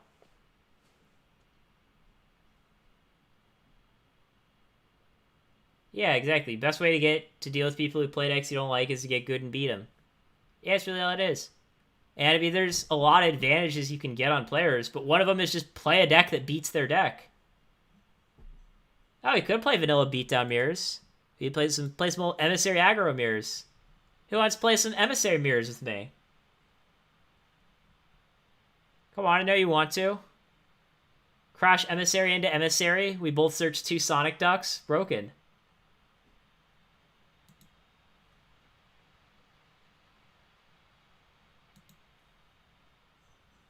I'm not hiding. It's part of the format. I will play, again, this is an open challenge to any GOAT format player. I will play any GOAT format player, 2 out of 3, $500.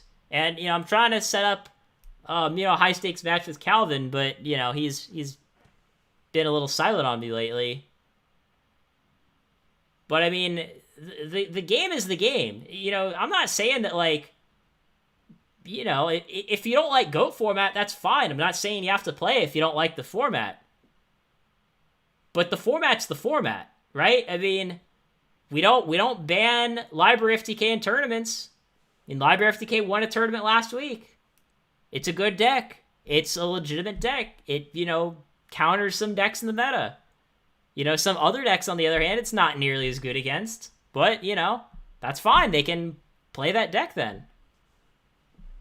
Like, GOAT format isn't a mirror match format. It's just not. Like, if you're saying you want to play mirrors, pick a different format. Like, I mean, Teledad format, that format has a lot of mirrors, because Teledad's pretty much the only viable deck. But GOAT format just isn't that format. Like, if you're saying, oh, I want to play GOAT format, but I'm going to force you to play the deck that I want, well, then you don't like GOAT format. You might think you like GOAT format, but what you like is playing one deck in the format out of the, you know, 15 viable decks or so. Like, no one ever does that in other games. You think there are any, like, Magic players that are like, oh yeah, let's play Legacy, but we both have to play Delver? Like, no one does that. It's no, I'll play, you know, my favorite Legacy deck, you play your favorite Legacy deck, we'll see who wins. Like, that's what the game is. It is a diverse format. That is fundamentally what it is. It's always what it will be. And that's what's so great about the format. The fact that there is all of this counterplay, right? You know, if a lot of people started playing Library FTK, there are plenty of ways you could beat that deck. You know, if everyone started playing Empty Jar, same thing. There are plenty of decks that counter Empty Jar. So, you know, if you're saying, oh, well, I refuse to play against a particular deck, I mean, not only are you basically, you know, that is in itself a scrub mentality, right? Saying, oh, this deck's lame, so I'm not going to let you play it. But you're also hurting your own development in the long run. Like, if my opponent was playing Library FTK, I would not misplay against them. If my opponent was playing Empty Jar, I would not misplay against them, because I'm familiar with the matchup. But if you refuse to play the matchup, then you'll never get good at the matchup, and then you'll just keep losing, and then you'll just keep complaining about it, and it's a vicious cycle. I mean, this is how I made my career for years, guys. It was the same thing with Gishki in 2012. You know, in 2012, I was like, Gishki is a good deck. And instead of trying to learn how to beat the deck, they just tried to convince everyone that it was bad. And then I topped a YCS with it because no one was prepared for it. I mean, that's on them, not me. And yeah, Optimus Prime, it is bullshit that people are biased against combo. Again, it's like saying, hey, let's play RPS, but, you know, scissors is lame. You're not allowed to throw scissors. You know, I want to play paper mirrors all day. So scissors is banned. We're going to play RPS without any scissors. It's absurd. The format's the format. If you don't like the format, don't play the format. If you do like the format, then don't try to tell other people what to play. I mean, some people think Chaos is lame, but they don't go, oh, you just shouldn't be allowed to play Chaos. Because the format's the format. Like, I don't know what to say. Like, there's really no other way to put it. Yeah, I mean, I'm gonna sign off soon. We just kind of got on a sidetrack here. Star 4-6.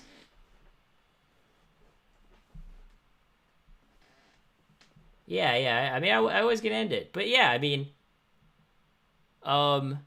there's, you know, just like the stream title says, guys, you know, fuck the hatters. You know, if hatters are going around saying that you shouldn't play combo, say, you know what, screw you, hatters. I'm gonna play combo. I'm gonna play combo whether you like it or not. And there's a lot of great combo decks right now. I mean, Burn's good. We talked about that today. You know, Delinquent Zombie Burn deck was good. My Speed Burn deck is probably okay, but not great. Yeah, hatters are people who play hat format. You know, fuck the hatters.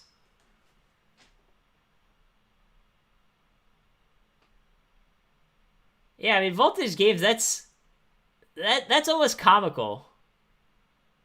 That's always comical. Oh yeah, I only want to play Goat Mirrors. Like, Goat Control is like barely even good anymore. I mean, it's definitely viable, but it's nowhere near as viable as it used to be. So yeah, if all you're doing is practicing Goat Mirrors, you're not going to be very good at the format. Because like 95% of your opponents aren't going to be playing Goat Control. So I mean, again, if they don't really want to play like the real format, I guess that's on them. Like, they don't have to. You know, they don't have to, but again, like, if you want to become a good, well-rounded player, you should, at a minimum, practice against every viable deck. And then, even better than that, is actually play those decks yourself. Because then, like, that's, like, the next level. First, it's like, okay, I play one deck, and I know how to, you know, play against, you know, 10 other decks. But then the next level above that is, oh no, now I play 10 different decks myself. So, you know, I'm unpredictable.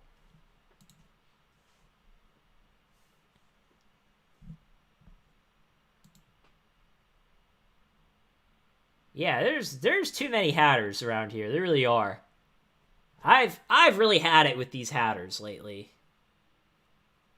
You know, always going around acting like, you know, hatters are superior to people who don't wear hats. You know, I mean, hey, I'm like practically going bald here and I'm not wearing a hat. You don't need them. Fuck the hatters. Anyway, guys, I think it's enough. I think it's enough of a rant for today. All right, yeah. We're gonna call it a night. Yeah, be sure to tune in next time. Hopefully, I'll have some updates on the new GOAT format sim soon. But yeah, take care.